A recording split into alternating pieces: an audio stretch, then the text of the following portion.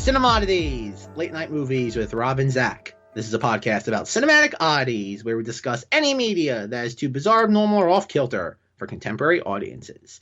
Occasionally these projects gel. Most times they crash hard into the realm of obscurity. Join us as we delve into the cult classic swamp. I'm Zach. And I'm going to stuff you in the blender, push puree, then bake you into a pie, and feed it to the social worker. Zach, at the start of this episode, I have a question for you. I have a question that this movie posed in a visual sense. It poses it to the audience, but when I rewatched it, Lilo and Stitch, for this recording, I had forgotten about it. It posed it to me, and I was able to answer this question. I think it's a question you can only answer for yourself, but it's a very important question. Zach, oyster farming, is it for you? Oh God, what is this a reference to? I feel like there must be like a little like gag board like on the side of like a bus shelter that has this or something. I missed it. There's a point when Lilo's asleep and Stitch is like going through her books in her room. It's right before he pulls out the Ugly Duckling book, and one of the books he pulls out of her shelf is titled Oyster Farming. Is it for you? And that just struck a chord with me. There's a lot of like any sort of Disney movie. There's a lot of sight gags, like subliminal level. Somewhat subliminal, because like you can see it if you want to look for it, but yes. So maybe Zach, we'll come back to that, because I mean, it did. I watched this 2 nights ago. It's taken me basically a day and a half to come to an answer for me. Oyster farming, is it for me? And everybody, my answer is overwhelmingly yes. I'm going to become an oyster farmer. So Zach, you think on that? I have another question that really is not answered by this movie, but it does pose, and something I had completely forgotten because I've seen this movie a bunch, and I'm sure we'll get into context, but I hadn't seen it in a while. I have a question for you, Zach. Does Ohana mean family? No, that I think the movie answers very clearly.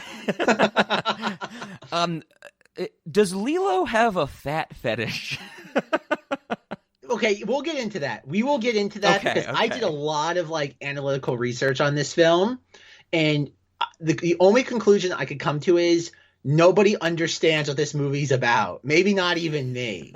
So I don't know, because like the big thing with like all the pictures of like the bathing suit tourist in her bedroom, like the collage, everybody on the internet has a different theory about it. Okay. And all of them are based on, and it's gonna come to again a fantastic, just a philosophical question.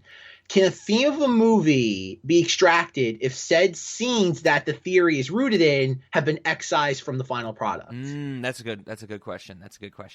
I do want to point out that in that shot of the pictures of all the tourists, they are all obese, and one person is so obese that Lilo had to take multiple pictures and collage them together.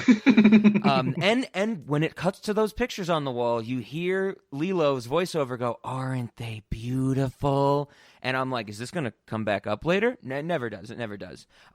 Well, we've danced around it enough. We didn't really do an overture there. We might have done an underture. We are talking about 2002's Lilo and Stitch as we continue this 2002 Fort Month. When you put this on the schedule, I was so delighted because not only do I have a lot of fond memories from my childhood of this movie, I have fond memories from the Kingdom Hearts games of not only Stitch being a summon, but actually playing through the Federation Starship Turo, I believe it's called, in Kingdom Hearts Birth by Sleep. I'm sure we'll get into that. And I was just overjoyed. I got to watch this movie again. It's been so long, like I said, since I've seen it. I had such fun watching it. I do enjoy this movie thoroughly. There's a lot of funny stuff in it that I'm sure we'll get into. And, overall, I was just like, man, I'm so excited to get to talk about it. And as I'm watching the movie, I'm like, oh, I'm so glad Zach picked this one. Man, I'm sure he saw this in theaters too, because I did. I'm sure, like I said, we'll get into context. And then I realized why you picked this movie for us to talk about, Zach. The ending credits started. Let's go backwards in this episode. How are we going to end this episode? I would like to play the opening credits theme in reverse, but I'm assuming I'm going to get completely overruled by Zach. There's 100%, Rob, because I want it noted. Like, we'll get into context, but it's embarrassing how many hours of podcast, YouTube videos, and to a lesser extent, like articles I read, because nobody over the age of 45 writes articles anymore. Sure. If you have an iPhone, why do you have to learn how to write? Like, that's what Grandpa did back in the 1980s. They're like the A-Teens Can't Help Falling in Love with You cover of Elvis is a facet of this film that is never touched upon. And out of like the dozen plus things of just, again, analysis, recaps, only one one did a brief mention of the 18 song, and I'm just like I'm expecting, and we talked about it, what, 3 years ago during the or God, maybe even longer than that, Sure. 3 years of like the 18th thing, where it's like, not that they're the butt of a joke, but it's kind of one of those things where like they're a BuzzFeed like bullet point. Yeah, yeah. They don't even get that anymore. Like that's where the 18s are now in the culture. Like they're not even like they're like one of those things like, oh, 2000, like if you like find like a YouTube like 30-minute long video where someone did a compilation of like 2000s like hip hop music, they're a 15-second clip. Like Sure. that is the extent of their place in the culture. 20 years later, and like I'm shocked. So like I'm so glad you did this, because again, there's so many things I want to talk about with this movie, but the 18s can't help falling in love with you. Oh my God. Like, I guess it's a good way to segue into context for this. So it's spring of 2002. To answer Rob's question, I did not see this in theaters. Oh, okay. And I think he'll know why I didn't see this in theaters, because as someone who grew up with me, Rob knows I have a weird sort of fanaticism with movies when they're coming out. Like there's like I have like every 3 to 4 months or some movie I'm obsessed about, and then like I move on to the next one. But as we all know, the one that kind of eats everything up, a black hole, if you will, is Star Wars. Yes. So when this came out, like in like a month after Attack of the Clones, I was still in Star Wars mode, where it was just like, no, like we kind of touched upon it in our Spider-Man discussion with Sam Raimi, but it was like, no, Star Wars is the priority. Nothing goes near Star Wars. Like if I'm going to a movie, like how can I go see another movie in theater if it's not Star Wars? So I didn't see this until DVD. Okay. But I was aware of it like a month before release, because guess what? Being the Disney whore that I was and still am to this day, guess what they played ad nauseum on the Disney Channel? The 18s like Lilo and Stitch like quasi music video with puppies. Remember that, Rob? Puppies, because I don't really remember that one, but because I remember the other commercials where they inserted Stitch into the Disney things. Well, that's the trailers and like marketing. That's very much its own like separate beast. Like that was something you had to like go, like if you saw, I'm trying to think what was like a Disney movie from like early 2002. If you would have seen a kids movie in early 2000, like Ice Age, if you would have seen Ice Age in theaters, you would have seen one of those trailers with like Stitch in the spaceship with Aladdin and Jasmine, or the Beauty and the Beast one with the chandelier crashing down. I remember or the Pride one Rock. Yeah, Pride Rock one where Stitch replaces Simba. That's the one I remember the most. Yep. But that was your theatrical marketing, where it was not today, where everything's just like basically everything blends together with marketing. Everything is 10 seconds long because everybody has ADD, including the adults. The kids and the adults are both on Ritalin now. And it's that notion of the 18th song. So like, is me being 18's deprived of new music for over a year now? I was just like, wait, what? And I remember because at this point, like they had their third US album come out, I want to say in June of 2002, but the Lilo and Stitch album I think came out like in May. And I remember I begged my mom to buy me that CD, and she refused. She's like, we're not buying a CD for one song. No. And I'm like, we drove to Orlando for them. And like, no. So like that was one of those things where like if it was ever on Disney Channel, I either like lost my mind every time they played the music video, or like I probably tried very hard to record it and just never succeeded, because I really don't have a lot of fond memories like back in the day of that like Lilo and Stitch clip inserted music video with puppies for some peculiar reason. But no, like that was if you would have asked me 20 years ago, what do you think of Lilo and Stitch? I would have been like, the 18s like song movie. And that was it. And then so like all I remember from Lilo and Stitch pretty much that summer was I think I got a Happy Meal and it had a Pleakley toy in it. So I had like no context. I'm like, who the hell is this? Like this is, you knew who Stitch was. Just if you were a kid in 2002, you knew who Stitch was, even if you didn't see the movie. And then like I got the DVD for Christmas, and I can still remember watching it for the first time like after Christmas, and it was like I like anybody, I loved it. Like this is cool. Like it's a cute movie. It's not obnoxious, considering that Stitch is made to be obnoxious. He's not really an obnoxious character. And the movie is probably the least obnoxious movie Disney has made. Like it's very heartfelt, genuine. It's kind of everything you could possibly ask for from children's entertainment. Like it checks the boxes in a way that I think things like Snow White, Lion King, Cinderella, and also it's not dry. like a lot of Disney animated films are dry. We talked about it, like Atlantis. At some point we'll delve into other Disney animated movies, either like later when it comes to like 2003, 2004. A lot of Disney movies are dry, and there's never a dull moment in this. I have to completely agree.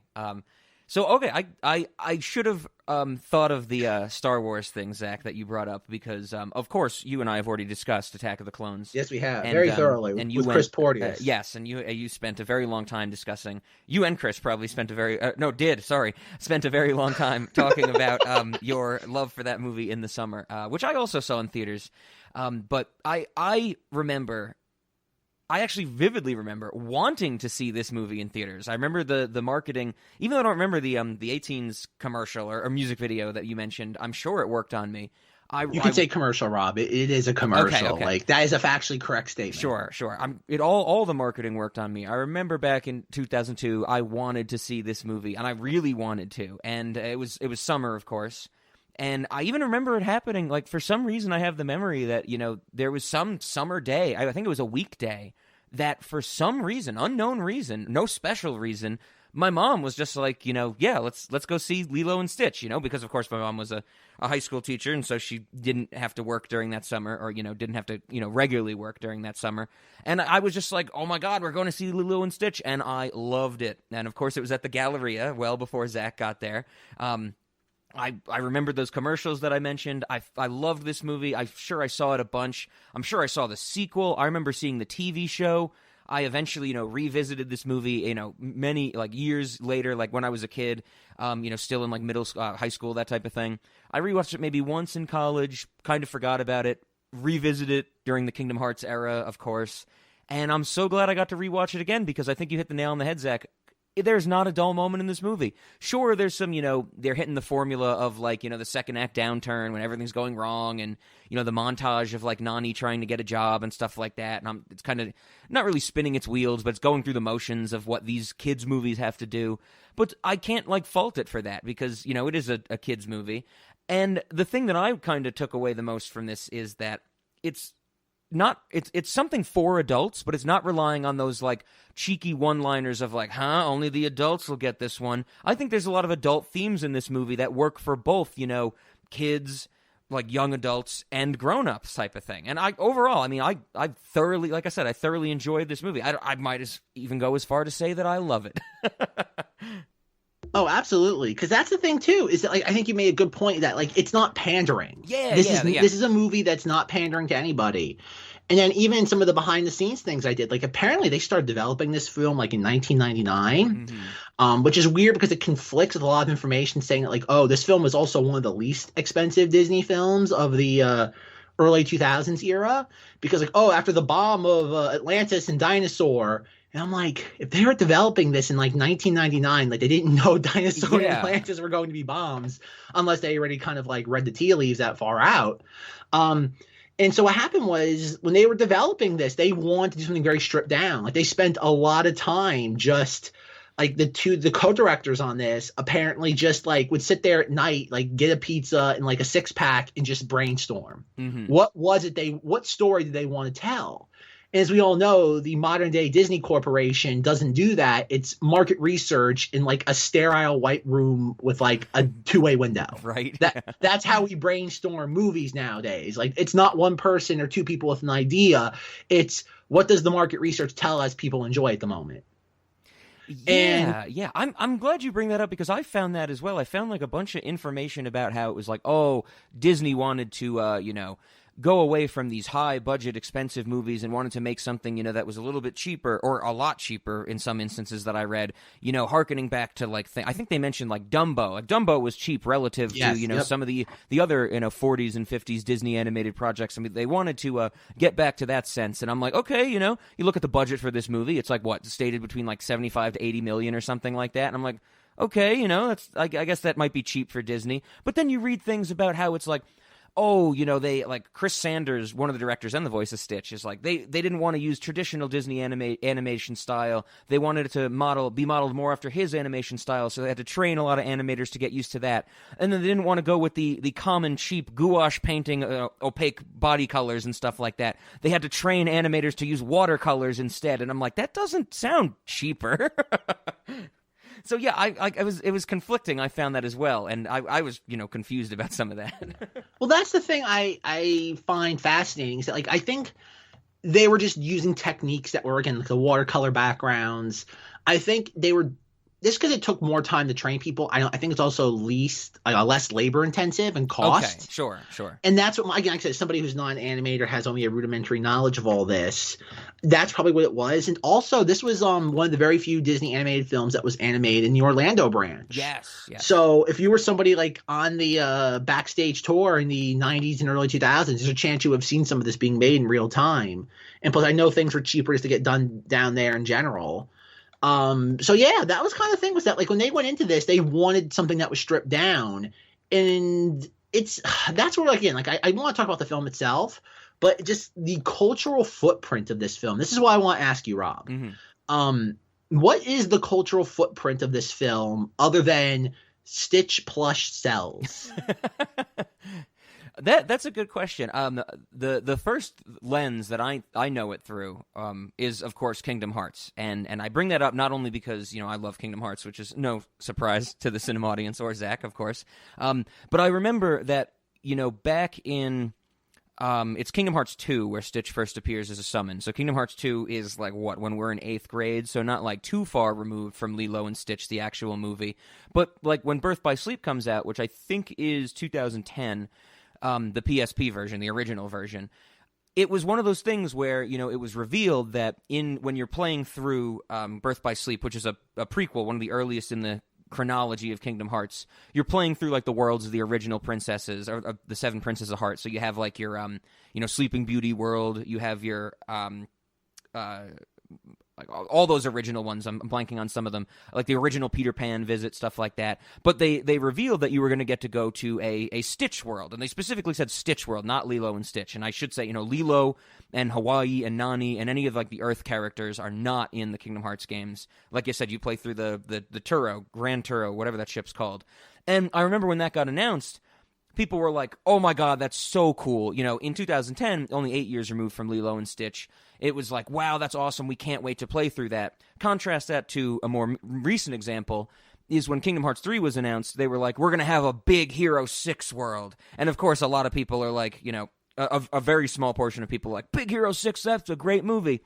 But most fans were like, what the fuck? Who wants to play through that, And so I think the difference is it's the cultural lasting legacy of Stitch is that people actually have fond memories of it. And maybe it's a sense of nostalgia, but at least it's a lasting nostalgia. Where I think for Big Hero 6, which of course is more modern, but maybe the same time frame as Stitch is to Birth by Sleep as Big Hero 6 is to Kingdom Hearts 3, where people were just like, oh, okay, I guess, I also kind of think not only is it...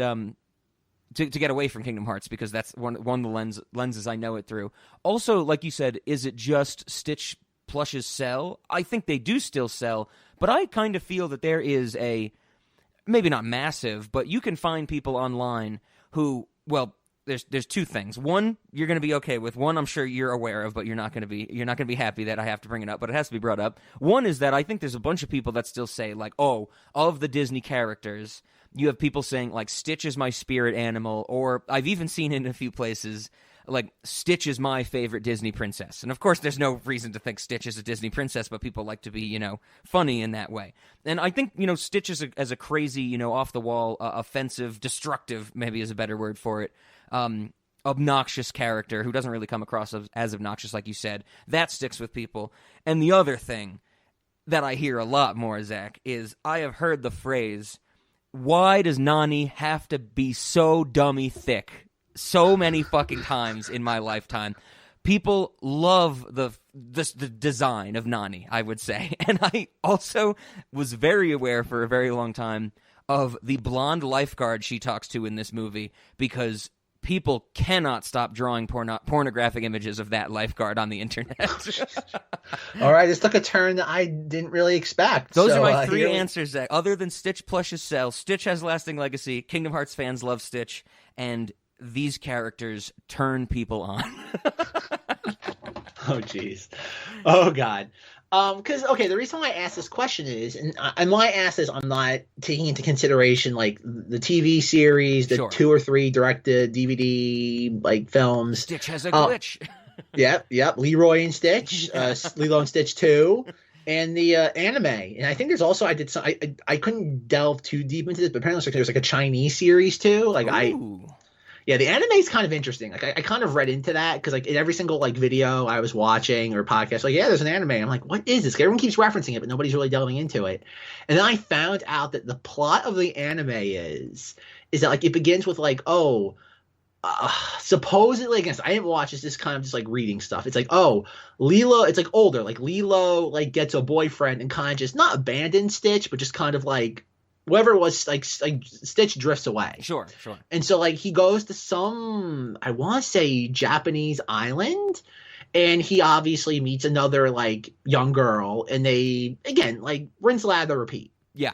So, like, apparently, I don't know if it's, like, the series finale of the anime, or it's just, like I don't know. But apparently something happens where, like, Stitch is, like, at the airport and sees Lilo, and, like, it's like, like they have the entire day's worth of, like, what's the word, coming together. They go on another adventure. Okay. And then the episode ends with like an older version, not older version, but just like this older woman that kind of looks like Leo says, come on, whoever your name is, it's time to go. And it dawns on Stitch, this is Lilo's daughter, and Lilo has grown up now. Okay. And I'm like, there goes your goddamn, like, sequel, Disney.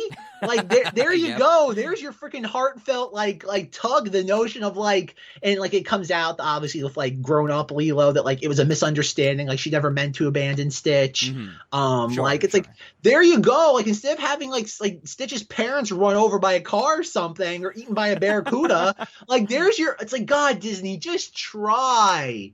Please try for once and not just pick the lowest of low-hanging fruit. Right. I was, like, reading this and like there's your angle.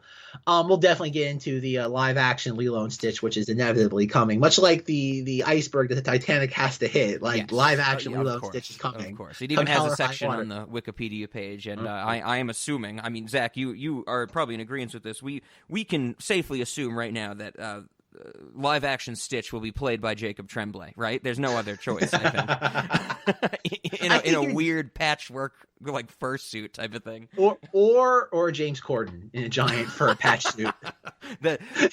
It's our insider, the cinema is insider information.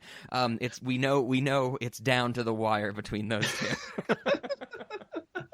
Oh, God. But yeah, so, like, I was trying to figure out what the lasting legacy of the show was. And for the most part, I'd say 80% of the things that I was looking into positioned this film, Lilo and Stitch, as an underrated gem. Mm-hmm. And I'm like, is that the case? Because, like, my understanding of Lilo and Stitch was, like, outside of, like, The Lion King, Aladdin, maybe Hercules and Mulan, that, like, this is, like, for, like, millennial generation and, like, oh, God, like, and higher, whatever that means, Gen Z. This is the pinnacle of Disney animation. Yeah, I don't think this is underrated at all. I think it's well loved. I mean, I think it's also very well remembered. I mean, speaking of the internet, you know, the fingerprint this movie has put on the internet, other than the the horny people on the internet. Oh yes. I've seen it many times. It's not a very common one, but I think it's in the lexicon of memery. The scene in this movie where Lilo, you know, prays and says, like, send me an angel, like, send me the best one you have, and it cuts to Stitch coming out of the asteroid or the crater going, like, cackling. Like, that gets used quite a bit for many different things, you know. I've seen that on the internet. So I don't think this is, you know, underrated at all. I think this is, if anything, you know, people loved it, like, and rightfully so, in my opinion. And then as time has gone on, maybe if they haven't seen it in a while, it's only grown in respect over, like, for the masses. Yeah, and that's, And that's the thing I kind of couldn't wrap my head around, is like the idea of Lilo and Stitch being seen as the underappreciated gem. And I'm and one of the things that I was reading was like, this is like, until what? Frozen was like the most ubiquitous like Disney animated film of the 2000s. Sure. And that's where like I just can't like it's weird how like Disney, like, yes, they are gonna do a live action of this. I think they said for Disney Plus. At this point it's anyone's guess. I think this has the potential to be live action, like as in like for a theatrical experience. I think there's enough meat on the bones for this still. But as I was looking into this, like I just like I don't know how this is, like, again, so that's where I was trying to come at this film, because I really don't know how to give a novel perspective on it. Probably the thing that I found the most fascinating about this movie is at least half of all the, again, essays, recollections, retrospectives, all go back to the point that Rob brought up, the fact that like, oh, Lilo takes pictures of all of these like, oh God, obese tourists. Yeah. And her fascination with that and things of that ilk. And they go, oh, well, there's this excise plot from the film. And I think it's done like in animatics, where it's like somebody like in a car showing up, and it's supposed to be like an ugly American being like, yo, local, where's the beach, y'all? And like obviously like Lilo points like in any direction because like it's Hawaii, the beach is everywhere. And then like another one's like her going to like the beach where you have all these fat white tourists, and she's like, you see the tsunami alarm? Yeah. If that goes off, you're all going to die. I watched that one, that siren scene, and at the start of that scene when she gets to the beach and she starts screaming, like, and to get the attention of the tourists, it does cut to one of the tourists and they say, oh, look, a real local or a real native or something like that. Yeah, and so like a lot of what I was seeing was people being like, oh, this movie is a perspective on how, again, how all white people are evil. Like one of those. Like anything that happens nowadays, white people are evil. It's got to be. And it's like, it's got to be exactly. Woke, you know? The movie like can't be about, you know, how different people funnel grief in different ways. No, it can't be about that. It has to be about that. Racism. It's not about that. That's the thing. Is that like you have these like colonial like things coming in trying to dismantle the true Hawaiian family, and I'm looking, and their entire thesis for this are these two deleted scenes. Yeah. And I'm just like, how can you extrapolate a movie's thematic backbone to something that's not in the film? Exactly. I'm like, can you do that? Like, it's like it can be a component of your argument, but you can't say this is what the film is about. And then because it's like, oh, she takes pictures of all of these obese white tourists because she's trying to reflect her anger and angst and animosity toward them back amongst the white man by doing it to them. And I'm just like, no. I'm like, she's doing this because she's like a peculiar child who finds beauty in things that most people find disgusting. Yeah. And I'm like, and it's like, no. And then and I'm just like, oh God. Then like I even found one take where it was like, oh, she takes pictures of all of these like things, like these fat tourists, because the last thing that meant any value to her was the picture of her parents. So she's trying to capture everything that finds amusement. Like there's that's the one thing I kind of think is so phenomenal about this film, is that there's so many takes on it, means just there's so much to latch onto. Yeah, oh, definitely. And that's the true mark of great art. The fact that like there's not just this one consensus on why this thing is important. Exactly. Yeah, and I don't, like you said, they're basing this entire idea of this movie on these two deleted scenes, almost ignoring that, you know, there's another deleted scene of Pudge the fish dying, which is deeply upsetting. If anybody has not seen it, it is very, very upsetting. Where, you know, Pudge the fish dies because Stitch like knocks it onto the ground, and then it gets attacked by seagulls, and Lilo's like, you don't hurt your friends, you don't hurt your family, you don't let them die, and then she buries it next to her parents' grave. And like Stitch realizes the consequences, actions have consequences. They're ignoring that. They're ignoring the deleted scene where Nani like talks to Lilo about like the story of like, it's a different version of the Ugly Duckling story about like a dog called Toaster or something, whatever the fuck it is. I think that, like I said, I take this movie, and one of the reasons I loved it even more, you know, watching it, you know, with this adult lens, I guess now, or a bigger kid version that I am. I don't know if I'm an adult. That it's about, I think it's about like the funneling of grief, like the function of grief. Like grief goes in and different people deal with it in different ways. And, Nani doesn't want to have a relationship with David because she has to take care of Lilo. Lilo's doing really weird, edgy shit, like putting forks in pickle jars and saying my friends need to be punished. Stitch takes his grief, not having a family and turns it into violence. And I think that the whole thing with, if you want to talk about, oh man, this movie's about racism and how like the white man coming to Hawaii is dismantling the concept of Ohana and stuff like that. It's like, well, no, I think that clearly fits into, Lilo is just as interested in these outsiders as like Pleakley is interested in humans, and as like Stitch is interested in learning about family and stuff like that. Like, it's all about how different perspectives come together and how we can use each other to better refine the function that our brain takes or does on grief. And I'm like, that is a more cohesive picture rather than just saying, man, these two things that aren't in the movie, that's the key to this movie. It's like, what are you talking about? Oh, yeah. Like I said, again, like there was no, I had to turn a couple of them off just because it was like enough. Because they even like referenced the scene where Nani's fired from the restaurant job. And it's like she has to work at a place, this, and that. And I'm like, she's fired by a native Hawaiian man. Like what oppression is there? Like, it's not like Stitch starts attacking a tourist. I'm just like, I can't wrap my head around it. And it's like, okay, like if this is a good point. Stitch attacks Pleakley. He doesn't even attack a tourist. That's what I mean. Like, I would say like outside of the pictures that Lilo takes, we don't see a lot of the evil white man. Exactly. Like everybody that we see Nani even interact with, whether it be I forget her name, the one with the big like Coke bottle glasses. Oh, Myrtle.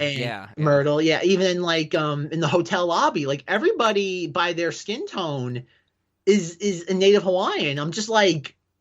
I'm like, okay, like if this is what you want to see from the movie, but like you are trying to take something from this and then even too, like if you want to even take it in that way, like this movie was made by two white men. I'm like, if they were going for this, wouldn't this be cultural appropriation because they're not allowed to discuss a plight that they can't relate to? Right. Like, so I'm like, like, if you believe this, then it will fall apart on even a more fundamental level if you extrapolate it further. So I'm like, okay. Again, if you want to be unhappy. Just don't drag poor Lilo and Stitch into it. Right, exactly. Yeah, but getting back to the movie and just its cultural resonance, which I find fascinating. If you want to think this movie is woke, it'd be like giving Pudge tuna. You'd be an abomination. But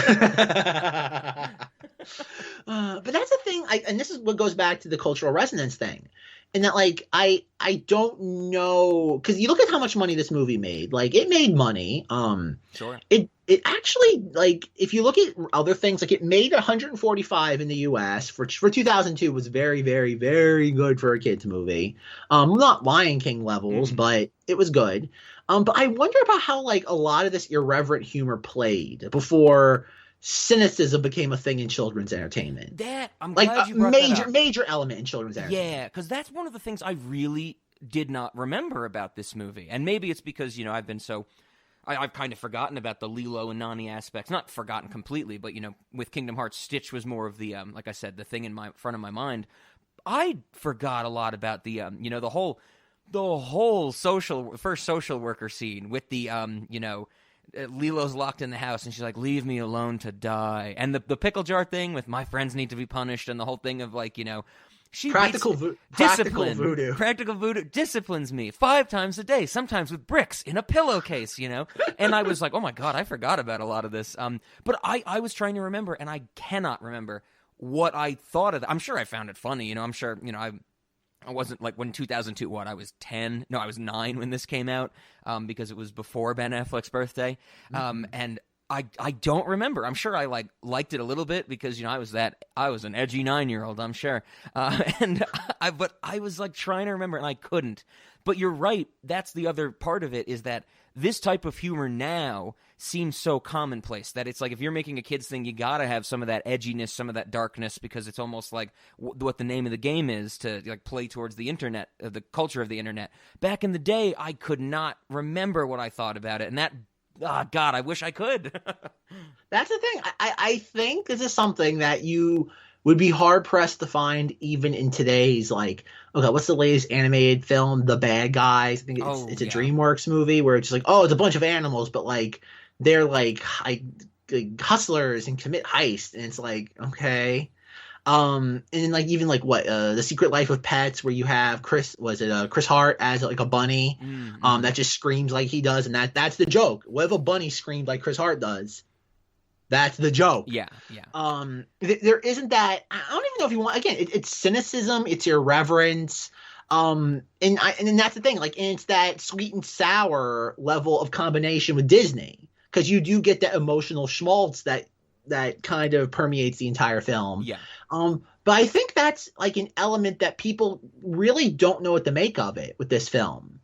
Like, I think to this day, people like this movie. They love this film. But I don't think they understand why they do and why mass audiences keep coming back to it. Sure. And that's where I think is so interesting. It's like I think I think a lot of people, I think there's a difference between pointing at something and then explaining why it resonates. Oh, absolutely. And I mean, I think I mean, of course, there's definitely a huge nostalgia factor and things like that. But I mean, you know, I guess that's why when I rewatched it, like I said earlier, and when we said earlier, that there's not a dry moment, that it is a very, interesting movie. It's a very full movie. It doesn't feel like, it's stretched at any point. I don't know the people who, still hold it, the masses, I guess, the internet culture that still hold it in high regard. I wonder when the last time they saw it was, or if it's just, something that just gets snowballed by the internet and talking about it and things like that. Yeah, because even like I'm looking at Roger Ebert's review right now, and I think especially what movie we discussed the week prior, it's only a week ago I deplored the wretched Scooby-Doo as a blight on the nation's theaters. My fellow critics agreed, checking the web, blah, blah, blah, 26 on Rotten Tomatoes, 27 on Metacritic, and a passing grade of 60. The American public effortlessly shrugged off this warning cry and raced to the box office to throw away $54 million. Nice. Oh, Roger Ebert, you're great. Yes. But he even says, he goes, now here comes a truly inspired animated film, Lilo and Stitch. It's one of the most charming feature-length cartoons of recent years, funny, sassy, startling, original, and with 6 Elvis songs. It doesn't get sickeningly sweet at the end. It has as much stuff in it for grown-ups as for kids, and it has a bright, offbeat look to it, which is exactly, like, again, that is the ultimate just, oh God, condensement of everything about this film. But that's where, again, I'm just having a hard time wrapping my head around the notion that this is the underappreciated gem. Yeah. When there really isn't anything else. Like, and this is where a couple times as I was watching this, I kept trying to compare it to Frozen. And Frozen being one of those, like, seismic cultural things that's just, like, it happens once every 10 to 15 years with movies where everybody has to talk about something. Sure. Everybody latches onto it, though. But, like, if it weren't for the fact that Disney latched on to Frozen in a way it didn't do with Stitch or Lilo and Stitch, I don't know if we'd still talk about Frozen. Sure. Oh no, you're definitely right. Yeah. When bringing up Frozen, that brings up a good point. I mean, which was recently discussed on Cinema. Yes. Either 3 months ago or 3 years ago. I have no idea of sense of time anymore. But no, you actually bring up a good point, because one of the things I do hear about Lilo and Stitch, or have heard, throughout the years, ever since it came out, I think, also, on the internet, when people, when a meme comes up, or, someone draws a sexually explicit picture of a character in this movie, that they say things like, one of the biggest elements, like we've been mentioning, these adult themes, not only the funneling of grief that I mentioned, but I think a big point of this movie is the relationship that it's between two sisters, that it's not like a mother-daughter. It is like two sisters, one older, one trying to take care of the other. They have such an interesting dynamic. That's the same thing Frozen does. Frozen's two sisters. Maybe there's something about, how like when they tell stories about sisters, it resonates with people for some way. And I did see that in my research. I think this was one of the stupid IMDb trivia facts where it was like, this story focuses on two sisters. Usually, movies aren't about sisters. And it's like, well, okay, I guess that might be kind of, or Disney animated movies are not usually about sisters. I guess that's kind of true, but Frozen.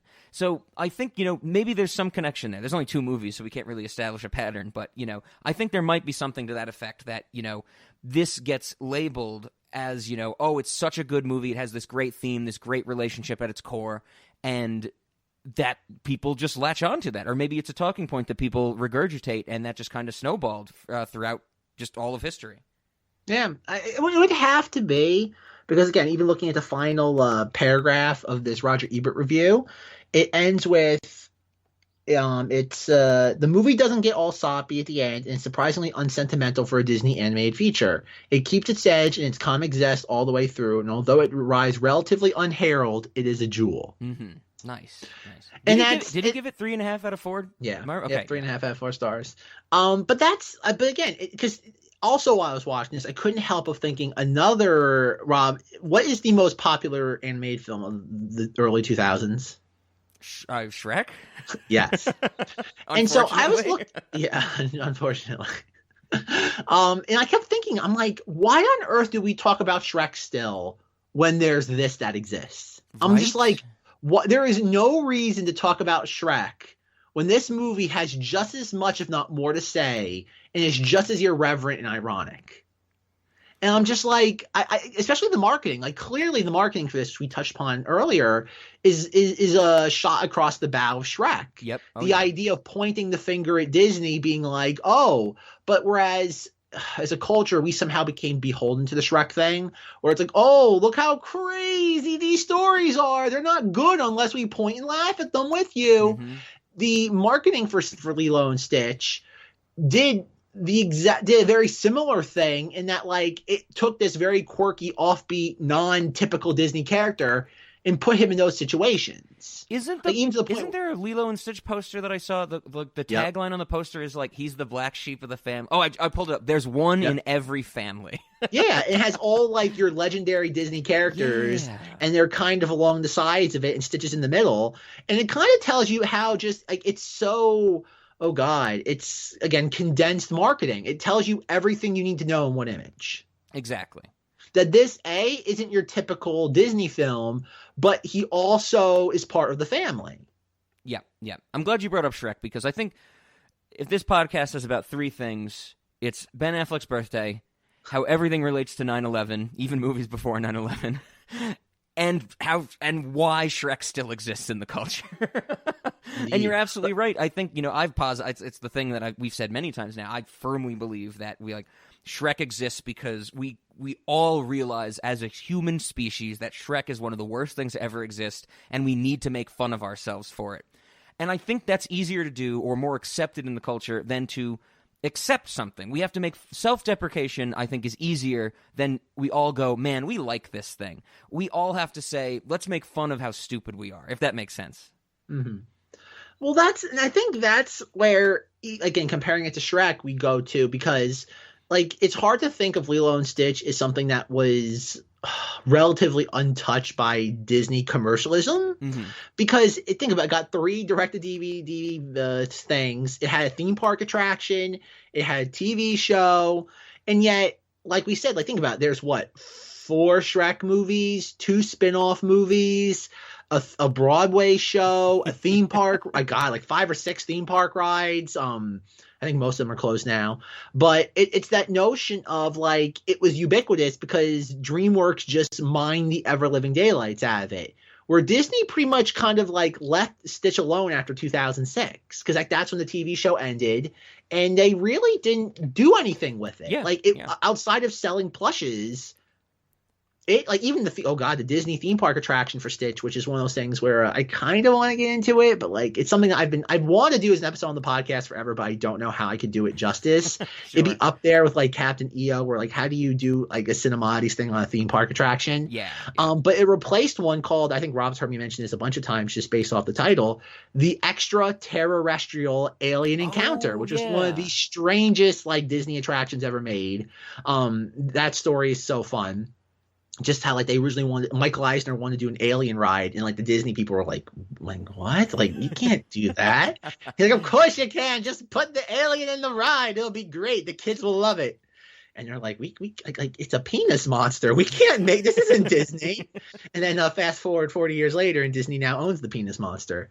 It's one of those weird twists of fate. But they took this ride that it's never been clear as to why they closed it. And then a year later, they reskinned it as Stitch's Great Escape. Okay. Essentially, it's just a more elaborate form of the prelude to this, where it's him escaping from the containment chamber. Doesn't follow the story events one to one though, but you get the gist of where I'm going with all this. And what happened was that like this ride like was like almost like universally hated because it was such a lazy reskin, even though they put this very elaborate Stitch animatronic to this day. It's fun to watch it move in YouTube videos. And then like it pretty much just this ride just disappeared. Like they put it to seasonal status where like it would only open like on Christmas, New Year's, busy weekends. And then like photos leaked online where they completely just dismantled the ride. And there's this really, if Rob Googles it, it's a really cool visual. He'll probably love it. It's the Stitch animatronic completely deskinned. And it's just like the metal like skeleton framework of it. And that's kind of what happened to it. Like you had a Stitch ride at Disney World, and it literally got skinned for parts after like 15 years. And I think that's Holy shit, this is metal.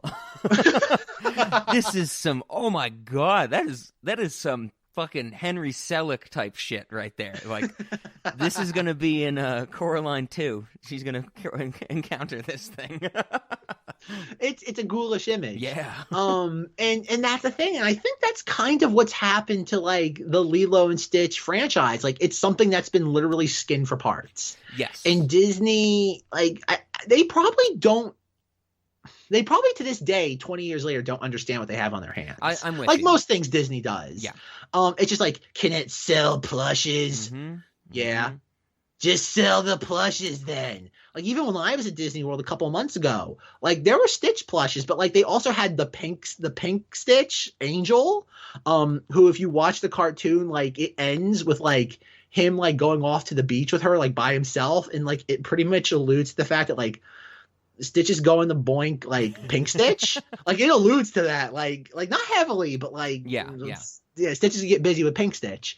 I also think it's funny that Stitch essentially also got a case of the not gays. I find that funny. There has to be a Pink Stitch for him to love. Yes, sexually charged genetic experiment antics.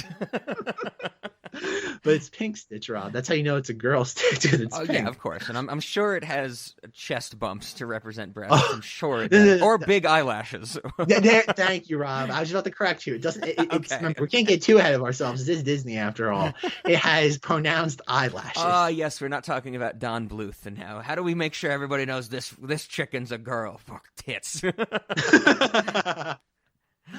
Oh dear. But no. So like getting into the actual movie itself. Well, I do want to say on that lasting legacy point. That I think it also does resonate with the Kingdom Hearts thing, is because Kingdom Hearts is very much like when I know Zach, you and I talked about it, and I think it's a certainty that the question was, why the hell is there a Big Hero 6 world in Kingdom Hearts 3? Of course, Kingdom Hearts 3 had Tangled and Frozen, so big things right there. Toy Story was in there because they wanted a Toy Story world since the first one, like the creators did, and so that was a big deal. Monsters Inc. was in there, I think, for the same reason that that Big Hero 6 was, is that Disney doesn't really have anywhere else to market these things. And so Kingdom Hearts kind of becomes like another channel that they go, like you said, strip it for parts, where they just go, okay, let's just take it and slap it on there. And I'm sure that that's what they were thinking when Stitch World came into Birth by Sleep, where they're like, okay, 8 years after the movie, what do we do with it? Just throw it in there. It'll rekindle some interest type of thing. And I think that's another, like it goes with exactly what you're saying, is that they're stripping it for parts and saying, well, where can we use it? Maybe someone will play this game. I'm sure it happened that somebody played Kingdom Hearts 3 and was like, oh, Big Hero 6 seems kind of cool. Maybe I'll, get a month of Disney Plus to watch it, or maybe I'll rent it or something like that. I think selling it for parts is the perfect way to put that notion. And Kingdom Hearts just happens to be one of those outlets that they can do it with. Yeah. It has to be something like that. Yeah. I also want to talk about, because this is a good segue into the movie, but you were mentioning the franchise as well. Something I had completely forgotten, but if we want to talk about the internet and their continuing need to give things a social message, or a social justice message, or a woke message, as we like to say, I cannot believe that the thing that they latch onto about this movie is more of the white tourism angle, when we clearly have a character that is not human, but is willingly presenting as female, not only in this movie, but the entire franchise. I completely forgot that Pleakley just decides to dress up as a woman in the entirety of the franchise. And it all came back to me when I watched this movie. Why isn't that the thing that people are latching on to? Why isn't the thing of people going, oh, it's about, choosing your identity, and whether that means your identity being your family, or your identity being violence versus peace, or your identity being what gender you take on? How is that not the thing these people are getting more than the things from the deleted scenes, right? It's weird. It's interesting to bring that up because I thought about that too. And I think one or two of the things I was looking into mention that. And I think they see that as patronizing. They see that as like the gay uncle trope. Where like, oh, Pleakley and Jumbo are off in the corner and they're like the gay uncles that we don't talk about what they do behind closed. That's kind of, I can't say any specific like reference one particular article, but that was kind of the vibe I got. That this is another example. It's like when, oh God, was it the Emma Watson, Beauty and the Beast, where you have Gaston and the other guy, the little like the Josh Gad guy, yes. And it's like, oh, like they're gay for each other, except like I think it's like what he winks at him once, and that's like that could be interpreted a million different ways. Like I think they see that as patronizing. Okay, I could see that. I mean, I didn't take it that way. I actually kind of liked it that there's no. Like, when Jumba and Pleakley have to go into disguise, there's no discussion of, like, who should be what, or they just pop up and they're... Well, Jumbo wants to try the wig on at one eventually, point. There's a fight for the female, like, being the female in the relationship. Like, they... But when they first dress up, they just pop up in disguises. Pleakley's the woman, and clearly it's implied that he wants to, like, be in that. Because he's interested in humans that I don't even know... It's an alien, so I don't even know what gender he would be. It would be in its species type of thing. But then, of course, like you said, you have that whole mention of it. But I don't know. I also have to say that I really enjoy Pleakley as a character, voiced by Kevin McDonald, one of the kids in the hall. I'm sure, Zach, you did not pick up on this, but in the restaurant scene when Stitch attacks Pleakley, Pleakley is dressed up, in disguise, very similarly to the character Francesca Fiore, which is a character that Kevin McDonald plays on Kids in the Hall. So I think that's an intentional nod. But I love that whole idea that they're just like, okay, we're in disguise, and Pleakley just kind of starts to love the disguise type of thing. Yeah. Pleakley kind of disappears as a character, about like halfway to 2/3 of the film. Like he kind of just like this, oh God, drifts away. Like he's there, but like he's not the outside of the very end where there's the joke about like we convinced an alien species that the mosquito was an endangered species. What like, a great joke. I love that joke. Like I said, do we want to segue into the movie now? Yeah. I'm sure there's moments we want to talk about. About the movie specifically, this is one of the questions that I had after watching it. Who is the villain in this movie? Is there a villain? Loneliness, Rob. Okay, I was going to say grief. Grief was going to be... There you go. Yes, because I don't really know if there is a bad guy character. Well, okay. Here's if you want to pick out. There's no Mark. There's no Scar. Exactly. There's no Jafar. There's no There's no Hades. Hades. There's no There's no white man. Bad from general Tarzan. guy. Yes, exactly. From Atlantis. That type of thing. Exactly. And I found that very interesting. But here's my joking answer. The character who is most villainous in this movie is the fucking dog adoption lady. Why the fuck? Because they're like, you have to think of a name for your dog, and one, she doesn't think Stitch is a dog, and she wants to like euthanize Stitch immediately when she sees it, And then when she's like, you need a name, and Lilo says, I'm gonna name him Stitch, and she's like, that's not a real name, and I'm like, bitch, what are you talking about? What do you want to be like? I'm gonna name him George. Like what in what universe would Stitch not be a good name for any animal, any pet that you have? And why would you even say that as like somebody who is selling or getting dogs adopted? That scene made no sense to me. So she's the most villainous character in the movie. Two things about that. One, I always assumed that was Myrtle's mom, who knew like Nani and Lilo were like always causing problems for her daughter. So that's what I always assumed, considering that like, okay, she looks like an older version of Myrtle. Yeah. And two, one thing again, you have to give the movie kind of credit for, and where it doesn't go. Like I even though I've seen this movie now for 20 years, I felt even shocked at the end of it watching it for this recording. There isn't a moment where it's like, so why'd you like the grand councilwoman's like, why'd you name him Stitch? Because he was the one that would stitch our family back together. Sure, like, I'm so glad that we didn't get that like really hokey, like sentimentality, like just like plastered on.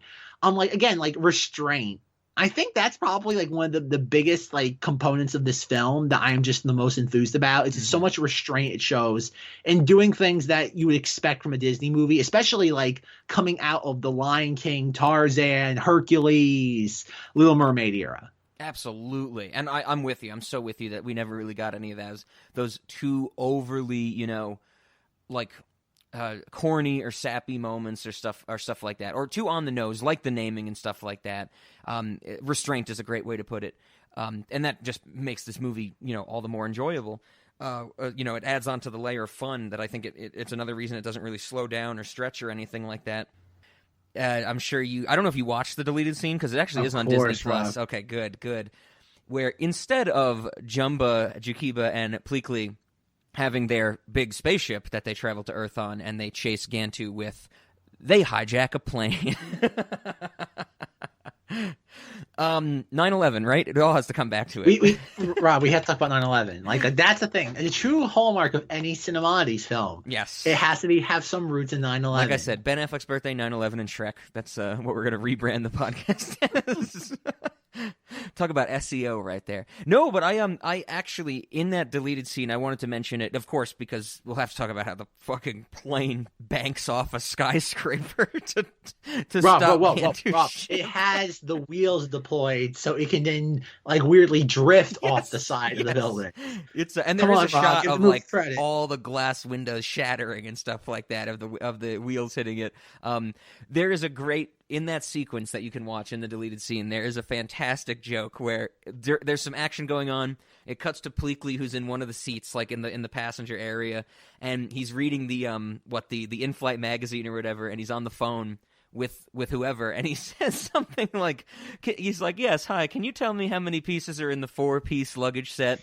And then it cuts away, there's some more action happening, and then when like the two ships are going to collide or something, it cuts back to Pleakley right before the collision, and he says, well, I don't know, maybe the company is called 4-piece. And I'm upset that they had to cut that joke in favor of course, cutting an entire plane hijacking scene, which, from what I read, based on the development cycle of the movie we were talking about, did have to be re-edited because of 9/11. I don't know. Did you find anything about that? I read watched is in one of the behind the scenes featurettes where I guess like after 9/11 happened, everybody kind of did one of those things where they start like pulling their collar and like, ooh. Yeah. So I think they weren't mandated by the studio. The story is that the president of Disney Animation was Thomas Schumacher at the time. And they called him, and his response was like, "Thank you." It was kind of like we were good. If you didn't volunteer, we would have asked. But thank you for being the ones who initiated this.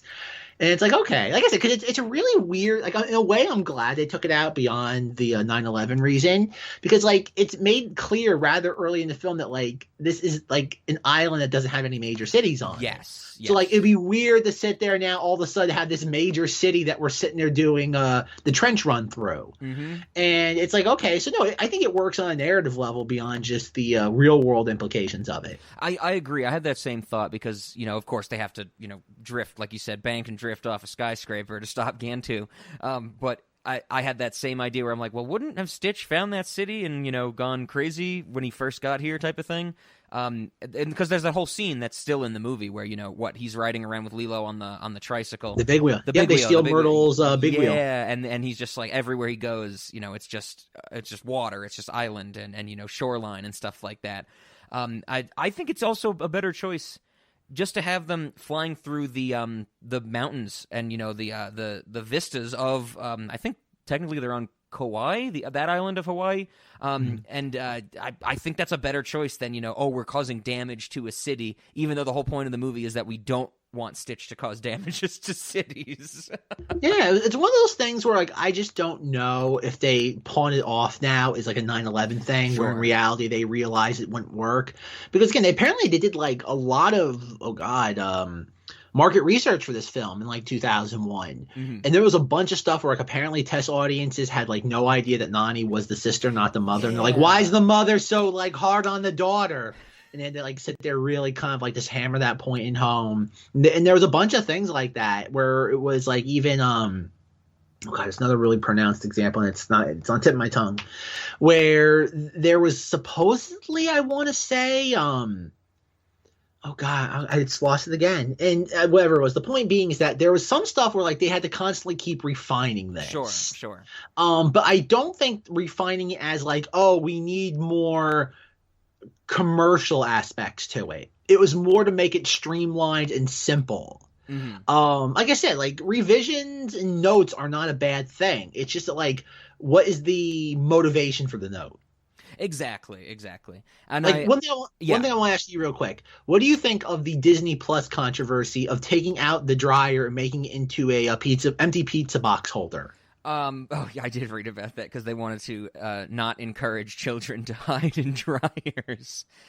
I mean, I think it's fine. I think it's one of those non-controversy things. I think either way it works. Like, I don't think it changes the meaning of the scene. The meaning of the scene is that Lilo has to hide, right? It doesn't really matter what she hides in, I think. Well, that's the thing I don't get, though. Like, and this goes back to any sort of, like, children's thing where, like, oh, like, won't someone think of the children? Like, Reverend Lovejoy's wife? and it's like, there's a point where Stitch pulls out a gun and has, like, a gun, like, oh, God, a frog with a gun to its head. I'm like, wouldn't that be something you'd be more afraid of a kid doing? Like, emulating, like, shooting a frog? Than the idea of, like, going into a dryer? I think there's also, whenever that comes up, the think of the children aspect, I think whenever that comes up, there is the people who think that way a lot, there is this notion of, like, representation. For some reason, it's okay if this alien creature does it, but it's not okay if an actual child does it. Is that what it is? But like that's the common thread I see in a lot of them. When you see representation, I'm like, what, for stupid kids? I'm like, we need to represent the slow children out there that want to be. It's like telling like someone, don't put your like cat in the microwave to dry it off. It's like, don't put your baby in the dishwasher because it's not dishwasher safe. I that's the common thread that I see. I don't fully understand it because the way that I see it is it's like, oh, if Stitch is holding a gun to a frog's head. And like let me just like try and get in that mindset. That's portraying possible animal cruelty. We don't want kids to do that, but they're not going to think to do that because they don't see another kid doing it. They see Stitch doing it. And my thought is, well, no, Stitch is like a fun, relatable character that's at the front of the marketing that you want people to like look at in a positive way. So aren't kids going to emulate that more? Especially he gets hit by 3 tractor trailers. Yeah. That's what I want to do, mommy. But especially like boys seeing this movie. Like I like I said, I loved this movie when I was a kid. When I was a 9-year-old boy, I'm sure that I connected, and I probably still do, more with Stitch than I do Lilo. And so, but maybe that's the other thing is that they're like, oh, we don't want, like boys are already playing with their fake guns, and they better be playing with their fake blasters because that's what we need to sell from Star Wars, coming out and stuff like that. But I don't know, it doesn't make sense to me. But that's how I've always, the common thread at least is that if an alien character is doing it, if a robot character is doing it, that's fine. If an actual human being is doing it, no, that's going to cause issue. And like I said, I don't fully understand it, but that's what I've seen. That's the only common thread between the arguments with that mindset I've read. I guess. Because, like I said, like, and this is also another one of those ones. Because what that was done just for Disney Plus, right? I also did read in a few places that it was originally changed in the theatrical version that played in the UK. Ah, okay. And so maybe and then the version on Disney Plus is just like the UK version type of thing. That's what I saw in a few instances, but I don't know if I have full corroboration on that. I would have to assume so. I can't imagine them re-editing a film and changing something. Disney Plus debuted in 2019. Yeah. I cannot imagine them 17 years later, especially after nothing has happened. Just like it had to be something that was convenient for them, just to plug that in. But yeah, like I said, some of those weird things where again, I can only imagine something must happen in Frozen that would not be good if somebody reenacted it. I mean, sure. And that's where, like, I just don't know where the line is drawn. I would imagine somebody like, think about it. Frozen basically tells kids it's okay to play, like, on, like, oh, God, frozen, like, surfaces. So, like, if a kid falls in the lake, like, there goes your lawsuit to Disney. Like, Frozen okayed it. Yeah, you're right. It's okay to be a lesbian. You know, that's a big point of Frozen. Whoa. I can sue Disney for being a lesbian. Game on, everybody. No, that's a good point. I did read about that, the whole dryer thing, and I'm sure I couldn't. I can't think of examples right now, but I'm sure that's happened to other. I'm trying to think of other like representation, like, oh, we don't want a kid to do that type of thing that have come up in recent years, but nothing's popping into my head. But yeah, I think there's something about like the person a person doing it or something like that. Sure. But I mean, now in the modern era, I mean, everything's so, you know, they re-edit and edit things. Like I think what the one of the more recent examples is they took out the suicide scene in the first season of 13 Reasons Why because they don't want people to like get any ideas, and it's like, you don't need to see someone cut their wrist to know that that's a way to kill yourself, you know? It's like the same. Maybe the dryer thing is a different example because it's like, you know, well, I don't know. That's the other thing. If you're a little kid and you can fit in certain places, aren't you going to think like, oh, I can get into the dryer, I can get into the refrigerator, I can get into a filing cabinet. You don't need a movie to explain that to you. Exactly. So, again, one of those weird things where Disney, I swear to God, they get bored. They yes. just get bored and they start doing things. It's like what, Rob? You being the researcher you are, like what the seeing if the little like shrimp creatures can like run on underwater treadmills. Oh, it's like you find out the Pentagon spent like $200 million on seeing if like crustaceans can like run on treadmills. It's just like I guess like if there's enough money floating around, you'll find some way how to spend it. Yes. Why isn't there more controversy about how at the beginning of the movie Lilo gives an aquatic creature a peanut butter sandwich? That should not be okay. That's like water pollution. Exactly. And like, how do you keep the consistency of that? Like, how is Pudge the fish going to even be able to eat that? Yeah, that's going to fall apart. I don't know. Is peanut butter water soluble? Bread definitely will come apart in water. I would assume everything like at that point is water soluble. Like at some point it will disintegrate. It's a question of when, not if. Okay, that's fair. Zach's like, look at the Grand Canyon. Everything's water soluble. Okay, but speaking of that sequence, like we have I don't have really much to say about the prelude. Mm-hmm. I do think and this is kind of gives you the tone of the movie, like even with Stitch, and he like it's obviously like I forgot to like take a blood sample from him. I'm like, what the hell? Like as I'm watching this, I'm just like, what is going on? And obviously the guns are focused on his DNA signature, and even that's kind of cute because he realizes he can hock a loogie. Like it's it's great kids humor, but also buttering it up. So like it's not just simply like pee and poo humor. Exactly. There's a purpose to it. Yeah. Exactly. And again, like this is one of those, I feel like this is like the stagecoach of children's animation. You can just watch it like on repeat and you can figure out how to make an animated movie for kids one day. Yeah. I do love that opening action sequence. I think it's great fun, you know, and I think the one thing I don't like is that all those grunt workers of the Federation are like stupid looking, like lazy Pokemon. They all look like human animals, you know. And then there's like an IMDb trivia fact where it's like all those animals are modeled after things from Winnie the Pooh, and I'm like, I get the piglet one that talks, I get the shot, I get that's what I was about to say. I'm like, but one looks like a rhinoceros. What fucking Winnie the Pooh character is that? Okay, I'm pretty sure that's supposed to be Owl. The rhinoceros? No, but I didn't like that they look kind of lazy, and they're only in that one scene and stuff, you know, but then they're there for exposition, like he's engaged the hyperdrive and stuff like that. But I'm like, okay, get on with it, you know, that type of thing. I wish more of the movie took place on that ship, on the Grand Turo, because like I said, that's where you play through in Kingdom Hearts. But it's a fun dynamic. I love the menagerie type prison bay that Jumba is kept in. That is such a neat like looking thing, and apparently I was reading that like in one of the shots in there you see some big creature in one of those cells, and that creature becomes like the villain of the sequel or something like that. And I'm like, oh, that's pretty cool. They just reused it in animation, you know. I just love the look of all that. That's that alien stuff for sure. That's one thing I have to say. I didn't really like the space stuff. Oh, okay. It felt very. Again, I know like obviously when they designed a lot of the space creatures, they made them like. The foundations of their design were from like aquatic creatures, so it has that same sort of art style. I didn't really like it. I don't dislike it, but it feels so removed, considering that like we don't go back to space ever again for the rest of the movie. Sure. Outside of that one prison sequence with Jumba, and he, like you said, he's part of the infinite like cells like on the wall. Yeah. I guess that's the Kingdom Hearts of it all, that I got to play through that world, and so I connect with it better. But you're right, it's never revisited. It is just the prologue type of thing. Because then that's the thing. Because like immediately you have that prelude, and then we go into her obviously, and you have the. I'm not even going to try butchering the Hawaiian word for it. What's the song?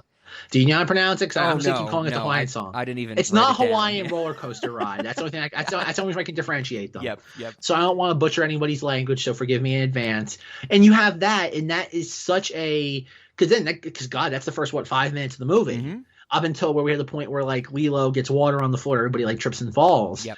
And there's such a hard transition there. Sure, and I know that's kind of antithetical terms, but like there is a hard transition because we go from something so again cold and aloof, and even though yes, you could say the ocean's cold, but again, it feels so different, like on a visual palette level, and that's where I'm just like, okay, it's a fine transition though, but it feels almost as if like the idea of Stitch escaping was something that was almost like an afterthought. And they're just like, oh, well, like how do we – like it feels like they had – I'm not saying there's like any lost footage. I'm just saying like it feels like Stitch's arrival was something else. Because, oh, that's what it was. Apparently – this is the thing I had from earlier that I kept forgetting. Was that like Stitch was originally supposed to be part of like a biker gang in space? Yes. And Jumbo was supposed to be an outcasted member.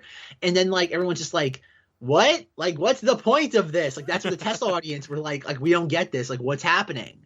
And that's where it feels like the entire, and it's true, the prelude was like weirdly tacked on, like as they were kind of midway through production trying to figure out how to introduce Stitch the character to the audience. Because like, they had a really hard time trying to like how to introduce him without him coming across as unlikable. Sure. And that's where it's like, I think it works because Stitch doesn't really do anything other than just kind of be, again, kind of obnoxious in the beginning. Sure. Like he really doesn't do anything other than like his sole crime more or less is existing. Yes. That I found interesting that at the start there, basically like Jumbo Jakiba's like, I made this creature, his whole sole purpose is to destroy type of thing. And then the Grand Councilwoman is like, can you just show us that there's some good in you? And apparently he curses or says the most offensive thing in the galaxy. Oh yeah, that's wonderful. The way that's all the members of the council recoil and one of the robots vomits is very funny. It's got to be one of my favorite like cinematic tropes where some like you have a character say something like in like a faux like yep. language, and it's like, ugh. Oh, like the pearl clutching. Like I love that as a trope. Absolutely. But then, yeah, they're like, he curses and spits or shows his ass to them and whatever. And they're like, okay, you're exiled. You cannot exist, basically. This is probably pure rationalization with, what I think the themes of the movie are. But I do like I get what you're saying about the juxtaposition of that opening scene and then right into the opening credits, the introduction of Lilo. It is very, very, polaristic and extreme. But, I think it's they're basically showing us the two ends of the spectrum of the Stitch's violence and Lilo's, not really, we don't get to the family stuff yet in that opening scene, but it starts to develop and, just Lilo as a character. And then kind of those two ends, by the end of the movie, we meet in the middle where they've both blended together type of thing. But like I said, that's total rationalization of what I think the point of the movie is. I think, but this comes into, okay, this is where I'm going to kind of segue back a little bit into like cultural resonance of this movie. Mm-hmm. And as we all know, ever since I would say Elton John, The Lion King, Disney realized that like music, we can like have like a major pop musician do music and it'll sell. And as we all know, again, I've said it now for years now, the Lin-Manuel Miranda train, which still has not stopped, even though like again. To the point where they're playing Encanto music on the radio, which is something I have not heard since like, oh God, Idina Menzel and Frozen. Yeah. And I'm just like, oh my God. I'm like, it's cute music for a Disney movie. It's not radio music. But I think that's another reason why this movie never resonated is that like the music, it has two original songs, which are very, again, for the woke crowd, steeped in indigenous Hawaiian people but I don't think either one of those became anything like The Circle of Life. No, I don't think so at all. Yeah. And I think that's another one of the reasons why this film is great.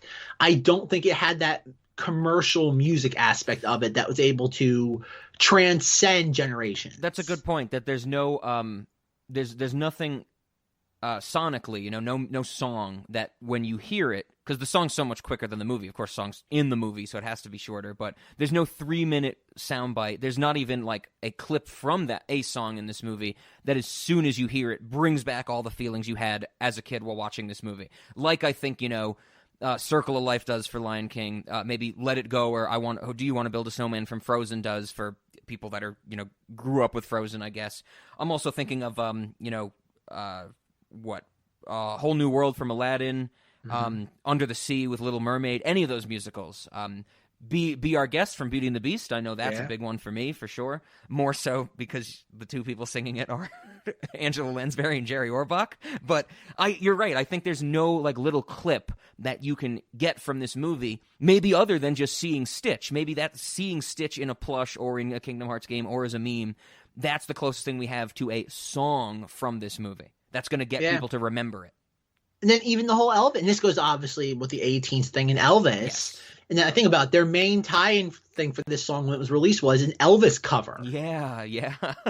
And that's the thing, too, that it's so weird. Because if you're trying to make a Disney movie right now and say, oh, we want to do an Elvis tie-in, they would literally laugh at you. And they would sit there and just start chucking $100 wads of bills until you ran out of the boardroom. Oh, yeah. Because even in the next closest contemporary example would be Zootopia, where there was a song that went with Zootopia, but guess what? In that, I'm not sure if you've ever seen Zootopia, Rob. I have not, but isn't it Shakira song?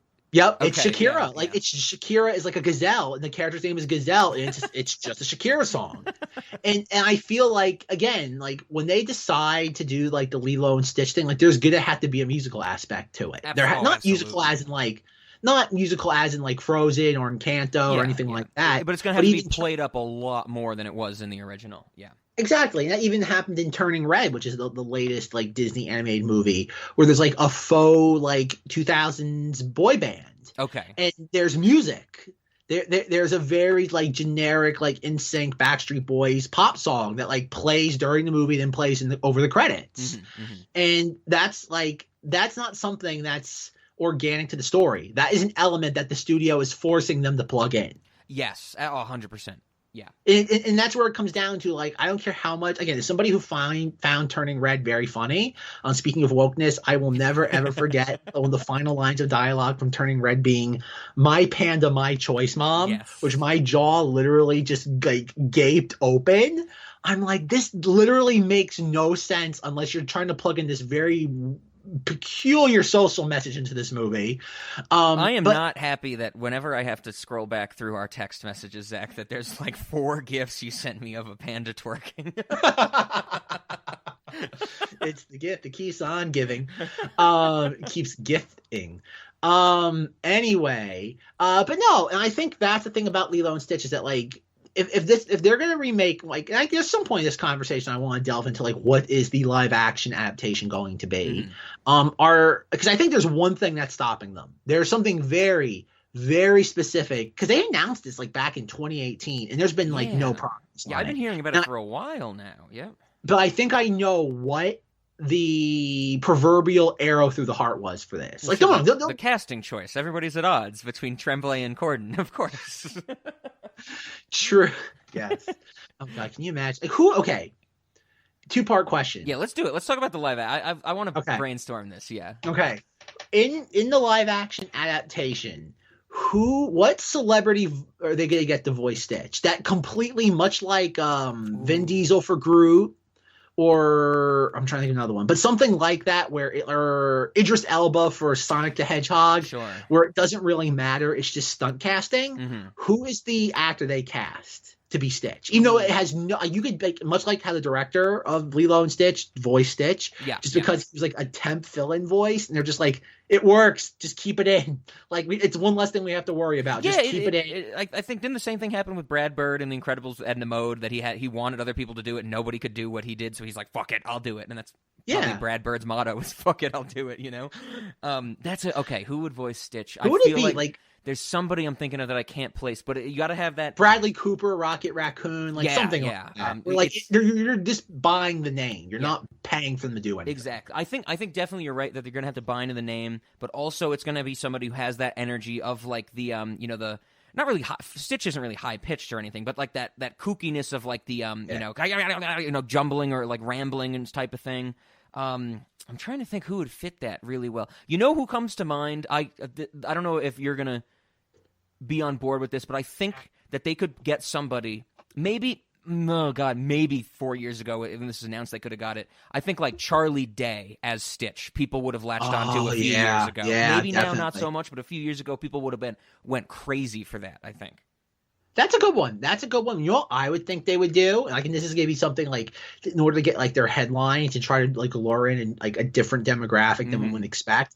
I could see them going with someone like Doja Cat or like Megan Thee Stallion for all the weird voices they do on songs, and being like, again, because it doesn't matter. This is all something that's gonna be done post production, but again, you're just buying the name. I could see them doing something like that to be like, we're progressive. Definitely, I could see them doing that. I could see them being like, oh, we're thinking outside the box. Like when it comes to like kooky, unexpected, like just noises you make, like who else could you do? Who else has better that for this generation? I could see them doing that, just being like someone who's known for making weird noises with their mouth. Exactly. But not in the most conventional way for a Disney thing.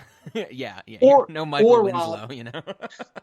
Or Rob, we can just have Lin-Manuel Miranda do it, because like just throw money at him. And I know you mentioned his name already. We have to talk about the Lin-Manuel Miranda of it. That's my fear of the live action Lilo and Stitch.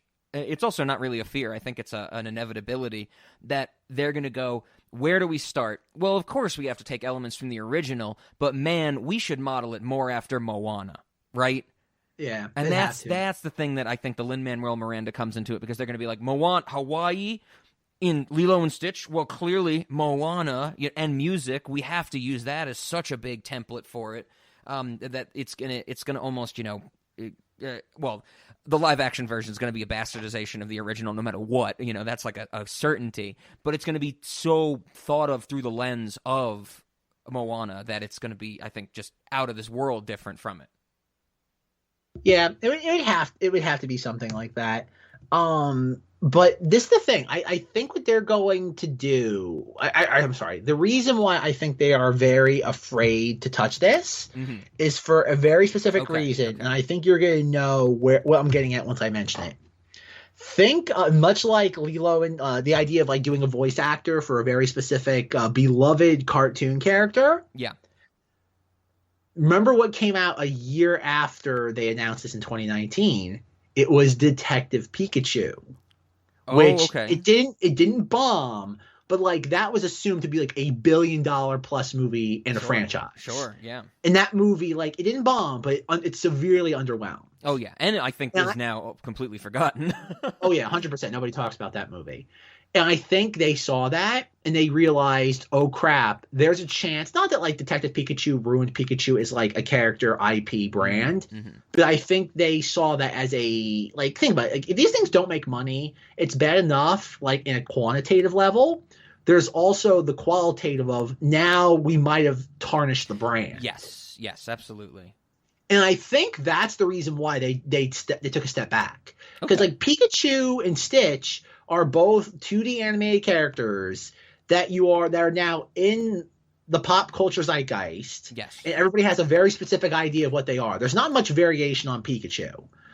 Yes, we've seen him like in 3D animation from like video games and things of that sort though. But when you think of Pikachu, you think of the 2D cartoon character. Absolutely. I would also go to say that a lot of people, if they think of Pokemon, they think of Pikachu. And that actually is a really interesting connection, because the series of Lilo and Stitch introduces all these other experiments, which is basically like a Pokemon or a Digimon, but no one remembers any of those except I remember the electric one because it's in the Kingdom Hearts game. But, if you think of like Dr. Jumbo Jakiba has, 627 experiments or something total, and Stitch is 626, they're going to be like, oh yeah, Stitch, Stitch is the only one I care about. Where I'm sure there's a lot of people, okay, I'm not trying to offend any, Pokemon diehards who know every single fucking of the 880 million Pokemon out there or something like that. But when I think most people think of Pokemon, they think of Pikachu. Yeah. And I think what they're afraid of is that, like, much like how Detective Pikachu, like, underwhelmed, I think they're aware of the fact that a live-action Stitch could potentially do that. Absolutely. Because think about it, like, if you're, like, because again, it's not just simply, like, looking at the movie or the studio. Like, if you make a live-action Stitch that turns people off, there goes, like, the plushes are going to stop selling. Absolutely. It's going to turn people off. It's going to tarnish other things. And I think, because even recently, I want to say it was this year, McDonald's had like Stitch Happy Meal toys. Really? Oh wow! And okay. it was like if you, again, Rob, if you go to the computer, you type in like Stitch McDonald's 2022, and it was like little keychain things, like it was like Stitch's head like in different poses and stuff. Like one was him with like with sunglasses. It was like, again, very cheap, nothing. Yeah. But like Disney only does this sort of stuff unless it's like it's there. Like we've all driven on roads before where you have those two little wires on the road that measure the amount of traffic the road gets. Mm-hmm. Disney telling McDonald's we want to make this the Happy Meal toy, and there's nothing really to coincide with it. There's no anniversary. There's no new project. Yeah, it's the Disney equivalent of putting the two little markers on the road that you run over to measure traffic. Definitely, it's to see if there's any talk. Exactly, it's the same thing as they're selling it for parts, but now they're maybe thinking it's like, okay, we can actually use this as a gauge type of thing. Exactly. McDonald's, I mean, I think it's different from the Kingdom Hearts thing because Kingdom Hearts is so niche, It's not like, oh, if we put them in Kingdom Hearts, everybody's going to want it again. You put it in McDonald's, that's going to get traction. And I did look at these pictures. These things look cheap as shit. Exactly. But I mean, I haven't seen a McDonald's toy in real life in many years. I'm assuming they're all just cheap as shit these days. Well, yeah, but it's the idea that, like, for something like, think about it, they are making McDonald's toys for something that, for a movie property that is 20 years old. Like, can you imagine in 2002 if they're like, yeah, we're going to have a round of E.T. toys for kids in 2002? Oh, jeez, yeah. Like, again, put it in that level of perspective. Like, can you imagine that? Like, again, McDonald's and Burger King would have laughed you off the face of the earth. Yeah, it's something that's happening now. And that's the point of all this, is that, like, they are clearly kicking the tires on it, and they're mad they just can't shoot from the hip and have it be a success. Yeah, I'm with you. They want a 2019 Lion King. They just want to sit there, they don't care what it looks like. They just want to push it out the door, and they want to make $1.6 billion. Exactly. That's all they want. They don't want people 20 years from now saying, oh, I love this movie. They want just, here's the check we were able to cash for $1.6 billion in 2019. Great, moving on. They don't want, that's the weird thing about Disney. We talked about it a lot in the Disneyland Sing-Along Songs HD video, as Rob always likes to point out. That it is HD, it's not SD. Rob, did I tell you that I found the French version of that? No. There's one, it's the exact same thing, but they're at Disneyland Paris, and I lost my mind. That's awesome. We might have to do that for Dancing December Plus this year. Perfect. When we're not talking about Avatar 2, The Way of Water. And we will have to do some singing along in the episode in French. Rob, I think it's the exact same songs, but like they're in Disneyland Paris. Like it's the exact same thing. It's just they swapped out the backgrounds. Like it's still Follow the Leader, except it's in France this time. And it gets a little too close to a Nazi occupied France. So like it gets a little iffy there for a moment. Oh God, Rob! Avatar 2: The Way of Water. Did you watch that trailer, Rob? No, I have not watched the trailer. I haven't watched a trailer for damn near anything in a while. Okay, Rob's gonna keep the streak going. I know there's a bunch of trailers that have come out that I have no interest in, and I keep seeing things of like people react to this trailer, and I'm like, oh, that came out, okay, Rob's like, oh God. Rob's like, there's a Fantasia 2000. I didn't even see the first 1,999. Yes, absolutely. That was a bad joke. I don't know why I just thought that. It's all Disney research. Anyway, but yeah, like live action Stitch. It's inevitability. I know in their the Disney Plus show Better Nate Than Ever, there's a joke about there being a Lilo and Stitch musical. Okay. I don't know why they haven't done that yet. Again, like outside the fact that like I guess there's only 2 songs from Lilo and Stitch. But again, you think it's just an excuse to make money. They don't have to put that much effort into it. Do you think, speaking about the music, and we mentioned Elvis before, maybe not do you think, maybe I'll put it this way. I'll answer this first. If there is not a Lilo and Stitch reference in Baz Luhrmann's Elvis movie, I will be deeply upset. Oh, God. You know what's kind of surprising is that, like, in this, when we hear, like, Lilo going off about, like, Pudge the Fish and the peanut butter and jelly sandwich, yep. I'm surprised there wasn't a joke about, like, how Elvis liked was the peanut butter, bacon. Yeah. I'm surprised it wasn't like that. Like, I get it. Yeah. It's one of those things. I'm surprised they didn't just plug that in, considering this is a movie so weirdly Elvis heavy, which kind of makes, like, is there a reason why this is so Elvis heavy other than, like, oh, Elvis, Hawaii? They go together like lamb and tuna fish. I get it. Like lamb and tuna fish. Ooh, what? You don't like that analogy? Maybe spaghetti and meatball? No, that I think so. I kind of just I didn't really think about it when I was younger. It was just like, oh, Elvis, and he's a big famous musician. And now it's just, I kind of think of it as, oh, they needed some type of tie-in, and so there you go. That it's like music is like a universal connection, I guess, and they throw it in this movie just for that, family thing, something to bond for her and Lilo and Stitch to bond over. I mean, it's not like Elvis. You could say that Elvis has like a soundtrack for this or anything. I mean, it's more of an influence on the movie. I don't know. I really don't know. I mean, I'm fine with it. It's like a weird moment, like in the second act, where like Elvis becomes like a focal point. Where like what Nani's going around looking for a job, and Lilo has like a little wagon, and it's like, here's the kid, here's Elvis, he was a model citizen, and you have to be a model citizen, Stitch, and so you have to do all the things Elvis did. I guess that's because that's all like Lilo knows about model citizenship is like famous people, I guess. I don't know. But not even famous people. It's just like we hear her with the album in the very beginning of the movie where it's like, leave me alone to die. Mm-hmm. Then we have her like using Stitch as a turntable. Yes, not a turntable. I like that. Yeah. Yes.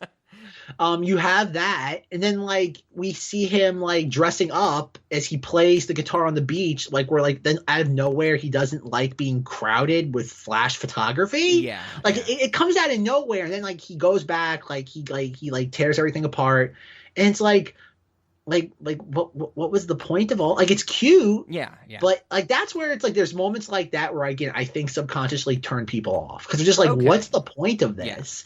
Like, you can very easily strip the Elvis level out of this, and it does not alter the movie at all. Sure, it's more fun for fun's sake than tying into anything thematically. Well, yeah, it's like, mom and dad remember Elvis when they took the kids to this. Elvis kind of like reached his prime by the 60s, right? Yeah. So like it's like I again, very very peculiar decision to make.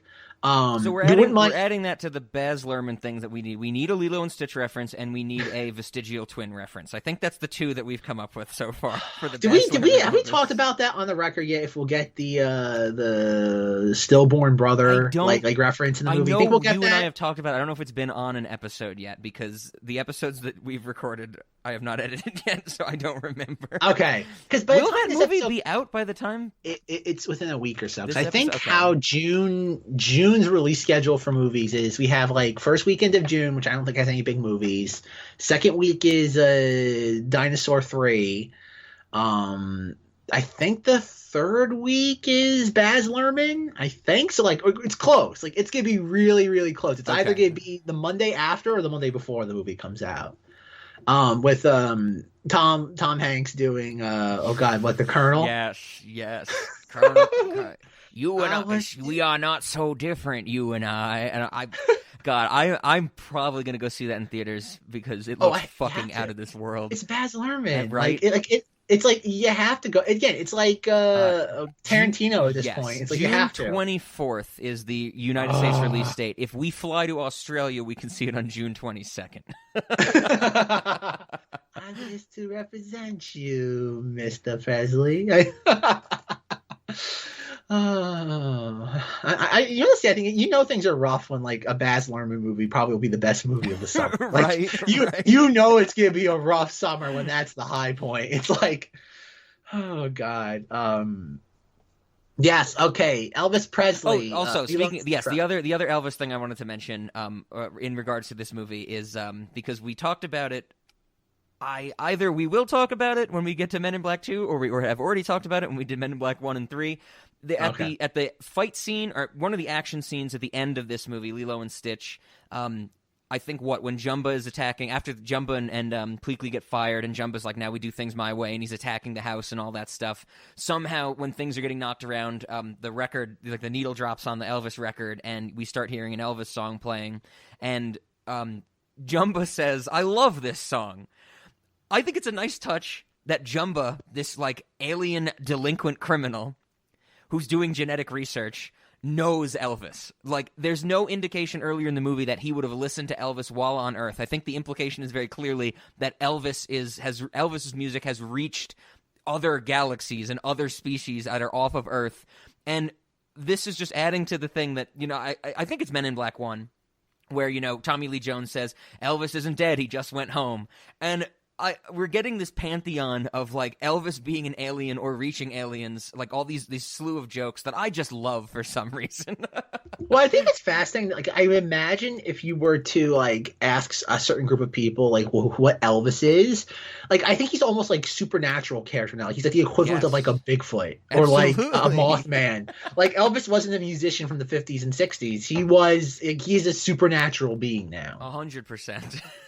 And I think Rob knows that, like, in my like Halloween menagerie, that I have the tombstone that says Elvis, accept it, and like I have to explain that to people now, and being like that's the thing. The idea that the king didn't die, like he went back to his home planet. Yep. Like it's weird to think that Elvis is like this weird like not even larger than life anymore, but just kind of like this almost, what would you call it, supernatural character as opposed to living, breathing human being from 50 years ago? Like a looming presence, a looming aura, not even presence, you know. Entity. Yes. I really love that idea that he's like, I love this song, and I'm like, yeah, I like Elvis, you know, Elvis and his vestigial twin. I also want to mention in that fight scene, because we were talking about deleted scenes earlier, there is a deleted scene that I think test audiences, or what I was reading, test audience thought was too violent, which you can watch. It's like somewhat animated, somewhat like uninked and stuff like that, where when Jumbo breaks in the house, there's a lot more shooting, there's a lot more violence. I think in the actual theatrical cut of the movie, or the version of the movie that exists now, the reason the house blows up is because Stitch plugs up the gun or whatever, and it's going to explode, and they're playing hot potato with it. But in this version, on the deleted scene, Stitch rips off the stove and fills the house with gas, and when Jumbo shoots the laser gun, it like blows up the whole house. Well, even like, because that's even, yes, like I saw that too, and I'm just like, okay, that I see them trimming, because that is something that is like a real thing with any house that has like natural gas. I have to admit, probably the best part of that entire moment is just like, oh god, Pleakley carrying Nani out, Lilo out. Yeah. Like, trust me, this is not going to end well. Yes. Just like diving behind, like it's almost like what Monty Python-esque, where like what's the meaning of life, where like John Cleese gives Mr. Creosote like the wafer, and he knows that's gonna be the thing. He just dives over like the table. Like I kind of like, again, that it's those small touches in this. I don't know, like. It feels like the biggest note that they were given when this film was like close to like completion was Stitch was too much of an agent of chaos. Sure. Because it seems like he's been the most toned down out of everybody. Absolutely. Yeah, you know, I think that works well to the movie, to make him more of a, you know, his arc through the movie of becoming just not just violence but understanding family and calming down, I guess, to some extent. You know, not building San Francisco and destroying it type of thing in Lilo's room, which is a great sequence. But yeah, I can understand why they wanted to make it a little less violent, just overall, I guess. Mm-hmm. I also want to mention in that scene, one of the best delivered lines of dialogue in this movie, when Lilo was on the phone when the alien, "Hello, Cobra Bubbles, aliens are attacking my house." It is delivered so well, and I mean, it's the great DeVay Chase that we've talked about before, the whole Spirited Away of it, you know, that type of thing. But just that line, the way it's delivered, the way that like the it slows down, and like the tone like takes like this gradual, like, you know, almost like downturn, and it's just fantastic. Oh, it's okay. My dog found the chainsaw. Yes. It's great. I mean, there's a lot of the way that a lot of these lines are delivered, you know. I think especially we haven't even talked about Ving Rhames as Cobra Bubbles, you know, like him being that former CIA agent, which I do think is a fun touch, you know, like Roswell 1971 or whatever the hell he says, you know. And the whole thing, one of the quotes I was going to say at the start that I didn't go with, but he's like, "I'm the one who you call when things go wrong. And believe me, things have gone very wrong." Well, Ving Rhames is great. He is like one of those actors that like I think still hasn't gotten his due, like in the sense of like being like a grade A character actor. Definitely. I mean, what? I mean, he's still only. I mean, if people ask about Ving Rhames, what they're going to say, Pulp Fiction, right? I would say like Mission Impossible Man. Oh God, like, now like probably when you say Mission Impossible Man, and it's not Tom Cruise. Yeah, it's Ving Rhames. Yeah, okay. Like that's what I remember when I think it was the fourth one came out and there was no Ving Rhames. I'm like, what happened to Ving Rhames? And he just shows up at the end. He gives like Tom Cruise the finger, like literally in the movie gives Tom Cruise the finger and like walks away. And I'm like, oh, that explains it.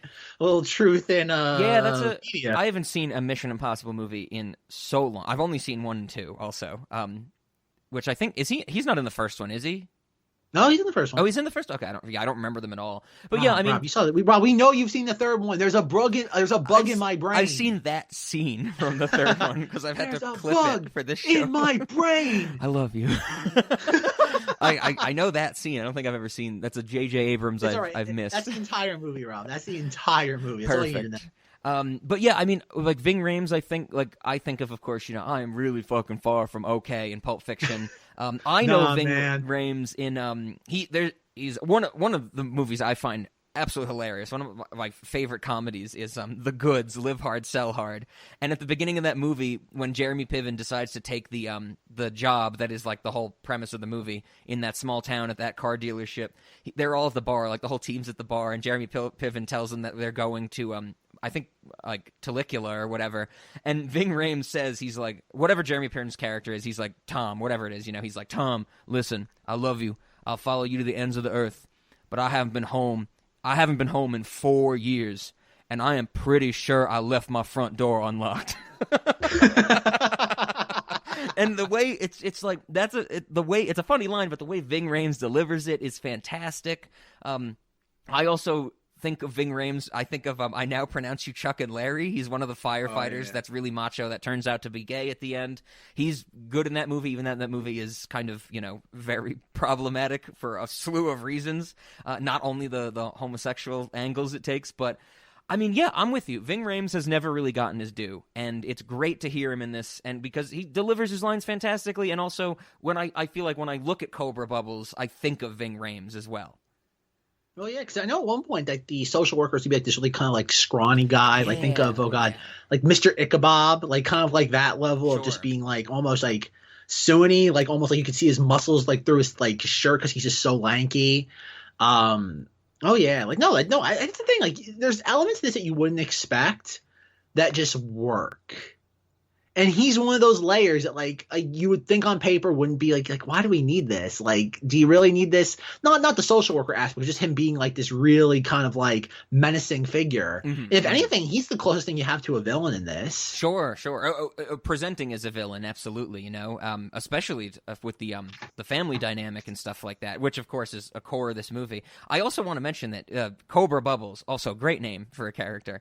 Oh my God, his introduction, he's like, I'm Mr. Bubbles, and Nani's like, that's I know. And then Lilo saying, like, your knuckles say Cobra or whatever, written Cobra on them. But he's in the scene. There's a lot of funny moments in this movie where I chuckled, of course, and some I've mentioned, some we haven't mentioned yet, the quick lines and stuff. There was one moment where I like laughed out loud, me watching this at like 9 p.m. or something, and there's one moment where I literally like laughed, and it's when the second time the social worker shows up at the house after they've adopted Stitch, and Stitch throws the book at his head. Like it comes out of nowhere, and it's so abrupt, and it's so like, disorienting, I think, for the audience and for Cobra Bubbles, that it is perfectly timed, and it is hilarious. I think that's the thing that makes like Stitch so amusing. Like that one moment being one amongst many moments, but like Stitch is just a little asshole. Like that's just what he is. Like that's kind of just what he is. Like he's more than like a tsetse fly. He's just an asshole. Like who just like he does what he wants, and that's. I love when they first bring him back to the house, and his first thing is he goes into the kitchen, takes a drawer, turns it upside down, and then moves on to the next thing, and to the blender. Like, he's just opened a drawer for the fun of it. But even the moment like where Lilo makes him like a little bed on the floor, and he goes to her bed, and she gives him like a bottle filled with coffee. Yes, I filled it with coffee. That's right. Yep. And that's when he starts wrecking like the little city he makes. Yep. And it's like, no more coffee for you before bedtime. That's also another, probably my favorite. Oh God, it's tough to say if I have a favorite joke in the movie because there's so many, and there's so many different jokes, But when Stitch is like wrecking her room that first night, and she's like, stop it, and trying to control him and stuff like that, it's right before she puts the lay on him, which calms him down. is he rips the painting from her easel, and she goes, "No, that's from my blue period." And I'm like, that is a joke I definitely did not get when I was 9 seeing this in theaters, but now I think it is one of the most clever things to put for, like, Lilo specifically, not just to put in a kid's movie, but for Lilo specifically to say, who is this kind of, eccentric, strange child. Like I said, this movie is chock full of one-liners that aren't just simply like there to make the characters look cool. They actually are funny and they enhance the story. The hard cut to them adopting a pet at the kennel or whatever, and Nani saying, we need something like that's sturdy, something that won't die, and then Lilo goes, like a lobster. But the thing about those, and this is like everything I want from like humor nowadays. It's like if this was like any other movie, if this was Guardians of the Galaxy, it would be, you stupid idiot, we can't have a lobster. It would be pointing the finger at the joke. It would be played. It would be stretched out and played to death. Yeah. Yes, but oh my God, one more time. Nani's thing is like, Lilo, like, we have a dog door, not a lobster door. Yes, we're getting a dog. Like, it's that notion of, like, you're not laughing, like, you're not pointing a finger at the absurdity of it. It's like, Lilo, like, we gotta do something realistic here. Like, do we have a lobster door? No, we have a dog door. We have... Oh God, yeah. But even like, it's a funny movie. It's absolutely a funny movie. But going back to Stitch for a moment, and like another aspect of him, like we all like pick up on his moments of him being like an asshole and him just like doing like zany, irreverent things. But one thing too, and I picked up on it rather early in the film when he's like in the glass containment thing, like within like the Senate chamber of Star Wars, and like we see him in that glass tube, but just how he walks, not just in that particular moment, but just how he walks around in general. Like you watch him, like he hops around, yes, and like he crawls, and just how he's animated, his movements are kind of like if you're watching any other, like it reminded me almost like what South Park did with the characters, how they moved originally, and that like you see this little creature that has 2 legs and 4 arms, but just how he moves is not unique, but just not what you'd expect it to be. Absolutely, and I'm glad you brought up the jumping, because the crawling is very insect-like, which I enjoy. But then, like, the jumping is also very... I mean, I guess what I'm saying is that, they introduce Stitch as this genetic experiment, and Jumba has that whole little monologue he does to the council where he's like, it's created, it's bulletproof, fireproof, this, like, can lift all its weights, thinks faster than a supercomputer, and, he's basically just saying how it's, like, this created thing, and I think, even Gantu says something like it's an abomination of nature, or it goes against God, he's basically, like, an inch short of saying, and whenever we see Stitch, like, moving in those different ways, like, there's some insect-like movements, but then the hopping is very much like, a mammal-like movement, and it's just such a great, combination of all these different ideas that it makes it so unique, and I think that adds to what we were saying before of Stitch being such, like, a memorable character, that if you have the plush of Stitch in any position, or a keychain or whatever, you could be, like imagine, like, a kid playing with it, you could have it making it crawl, you can have it making it jump, like, it lends to that dynamicness of it that I think, makes it last even longer. Where if you get, like, I'm trying to think of other famous, like, creatures from Disney movies. Like, Flounder's a fish. Flounder's only going to swim. Abu's a monkey. He's only going to move like a monkey. Where Stitch really lends itself to all these different, angles of animation and of imagination. Yeah, and he really, like, even when we see him in the dog pound, and the woman who's like minding the counter is like trying to pull him back, and just how he pulls her forward, like he kind of walks almost like a tortoise at that point. Yep. Where he's like, you can tell like there's pressure being applied to him, but he just keeps going all the same. Yeah. And there's things like that are, again, it's a visual gag, but it works because it's communicating to the audience that like this stupid little blue alien is able to kind of just like take this like adult woman that's trying to hold him back, and he's just trudging ahead forward. Absolutely. I also love in that kennel scene how it shows off the the opening scene shows off, I think, like the physical, like the escape scene shows off the physical abilities of Stitch, but then also the intelligence in that kennel scene where he like sees the poster of like a girl hugging a dog. He realizes that he's near other dogs or, those creatures, sees Lilo, like gravitates towards that. Like there's a whole level of just like, this isn't just some, destructive creature. It's also a very smart creature. Well, yeah, he's like they said, he is intelligent. Like nothing Yeah, he's doing is just kind of there's a purpose to everything he does. The whole fact that exactly. like the impetus of the plot is he only goes with Lilo because he realizes he has a human shield. Yeah, yeah, that's so cool. And it's explicitly said to the audience as well. Because we have Jumba and Pleakley, and Jumba's trying to take him out with like a rifle. Yep. Oh yeah, it's some good stuff, man. It's a thoroughly enjoyable movie. Absolutely.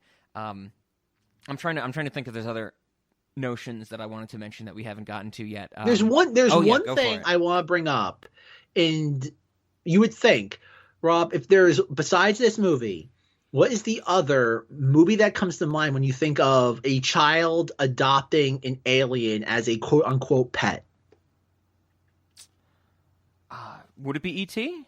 It would be E.T. Okay. And while watching this, does E.T. at any point in this movie while you're watching it, do you ever think, wow, they stole that from E.T.?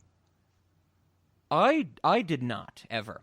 Exactly. And I think that is the thing, but there's only a handful of movies out there that are that very specific plot line of a child quote, adopting an alien as their own like family member, pet, whatever. And E.T. being one of the biggest movies of all time, just 20 years removed when this movie was released, less than that when it was in production. And at no point while watching this, you can say, this clearly they took this from E.T. Okay, that's a good point. Yeah, I have not seen E.T. in a very long time, but you're right that cultural legacy, it doesn't matter how long it's been since you've seen it. You still know all the plot points. You still know the premise, you know? And yeah, you're right. That's interesting. Okay. And I think that is one of those things where like you got to give it credit. Like E.T. one of the biggest films of all time, and yet this movie, following a very similar premise in a nutshell, does not go anywhere near it. Yeah, you're right. And you know, also maybe to go back to what you said about restraint, good on this movie for never, you know, trying to rip off like the bicycle shot or anything like that from E.T. Never ripping off, you know, what is it, Reese's Pieces that E.T. likes in or whatever. Yep. And whatever, you know, Stitch never loves a candy or anything like that, you know. So good on them for that. But you're right. It's not that they're, you know, that they're just avoiding those common things that everybody knows about E.T. It's also that they can do something so similarly plotted, but not draw that connection. I didn't even think of that while watching this movie at all. Exactly. Yeah. I think that's probably the highest like form of praise you can give this is that Right? It doesn't go anywhere near E.T. Yeah, okay. And E.T. being another movie that I think 40 years later, we really don't think about one of the biggest movies of all time. We do not talk about it at all anymore, like as a cultural thing. Nobody is racing to show their kids E.T. anymore. Absolutely, yeah. I mean, think of all the movies I think we talked about a little bit in our The Thing. I'm trying to check. Did we talk about The Thing? No. Or no, Blade Runner. Blade Runner. Yeah. And it's like in 1982, like so we dislike Blade Runner, like Blade Runner, The Thing, all these movies from '82, Tron. Yeah, I think Camp in our Tron discussion too. All these movies that were kind of just like discarded in like the wake of E.T. And yet 40 years later, out of all those, E.T.'s the one we talk about the least as a culture. Yeah. I mean, God, now that you bring it up, I haven't even heard anybody say phone home in years, maybe 10 years, maybe a decade. I know. And think about it, E.T. still has a ride at Universal Studios. Like, it's still there in the pop culture for people who wouldn't just stumble upon it, like, through Netflix or whatever streaming service that would be on. It's I don't want to say it's forgotten because it's a Spielberg movie. It'll never be forgotten. But, like, it's something that has been disregarded by the culture. Oh, my God. You just dug up such a ridiculous memory in my head from talking about E.T. Have you ever heard, God, this would have been high school. Have you ever heard either of my parents say, "Goodbye, Conchita"? Have you ever heard my parents say that? It probably has happened, but I do not remember a particular instance. Okay, so this is going to sound incredibly racist. It probably is incredibly racist. Every time my parents and I would go to a hotel, or more specifically my father and I, because we traveled a lot for Yu-Gi-Oh!, which has been said, you know, all around the country, that type of thing. We would stay at hotels if it was too far for us to drive back or anything like that. My dad refers to, I might be blowing up the spot, all cleaning people, like housekeeping people at hotels Conchita. Oh, no. I don't know. I think that it's just because, you know, my dad is of the stereotypical mindset that housekeepers are, you know, of Spanish descent, that type of thing. But there was always a question. I never understood for the longest time why my parents did this. And then there was a point in my life when my dad bought a converter, so he was able to take those like tapes for the home video recorder that he had, which were on some, like, I don't know, maybe not 8mm, but some, like, cassette type thing. And he bought a converter that was going to transfer it to DVD because he wanted to, digitize them type of thing, or at least make them somewhat, more stable rather than just having all these things that he couldn't play except on the recorder. And when he was going through this, we were basically rewatching all of them, and he had video from when I was very little that I don't even remember because I was so little. Us as a family being on the E.T. ride. And on the E.T. ride, there was this thing where you could, like, you would basically be able to give your name to the ride. I know exactly what you're talking about. And at the end, E.T., like the E.T. animatronic would go like, "Goodbye, Robert," or, something like that. And my dad has on videotape us going through the ride and E.T. going, "Goodbye, Conchita." and that is like a meme in my family for the rest of time. That is the memory you just dug up from talking about E.T., Zach. How have I never... okay, if I would have heard this before, like the context part of it, I would never have forgotten this. How is this, I know. I don't think I've ever told you that before. Years now. How is it that we've not touched upon this at any point? I don't know. That's a big one. But yes, that is, if that ever happened, like, "Goodbye, Conchita," that is on a DVD somewhere in my parents' house. That is a clip I will not be able to find in time for this episode. Oh dear. Good old E.T. Good old E.T. But right, yeah, Rob, you're right. Well, were you recollecting this story to us? I was trying to figure out, again, going back to just at the time, 2002, how much Stitch merchandise there was. Okay. So we've made it abundantly clear now that there is no shortage of Stitch plushies out there. But for the film's initial release, there was only 2 major ones I could find.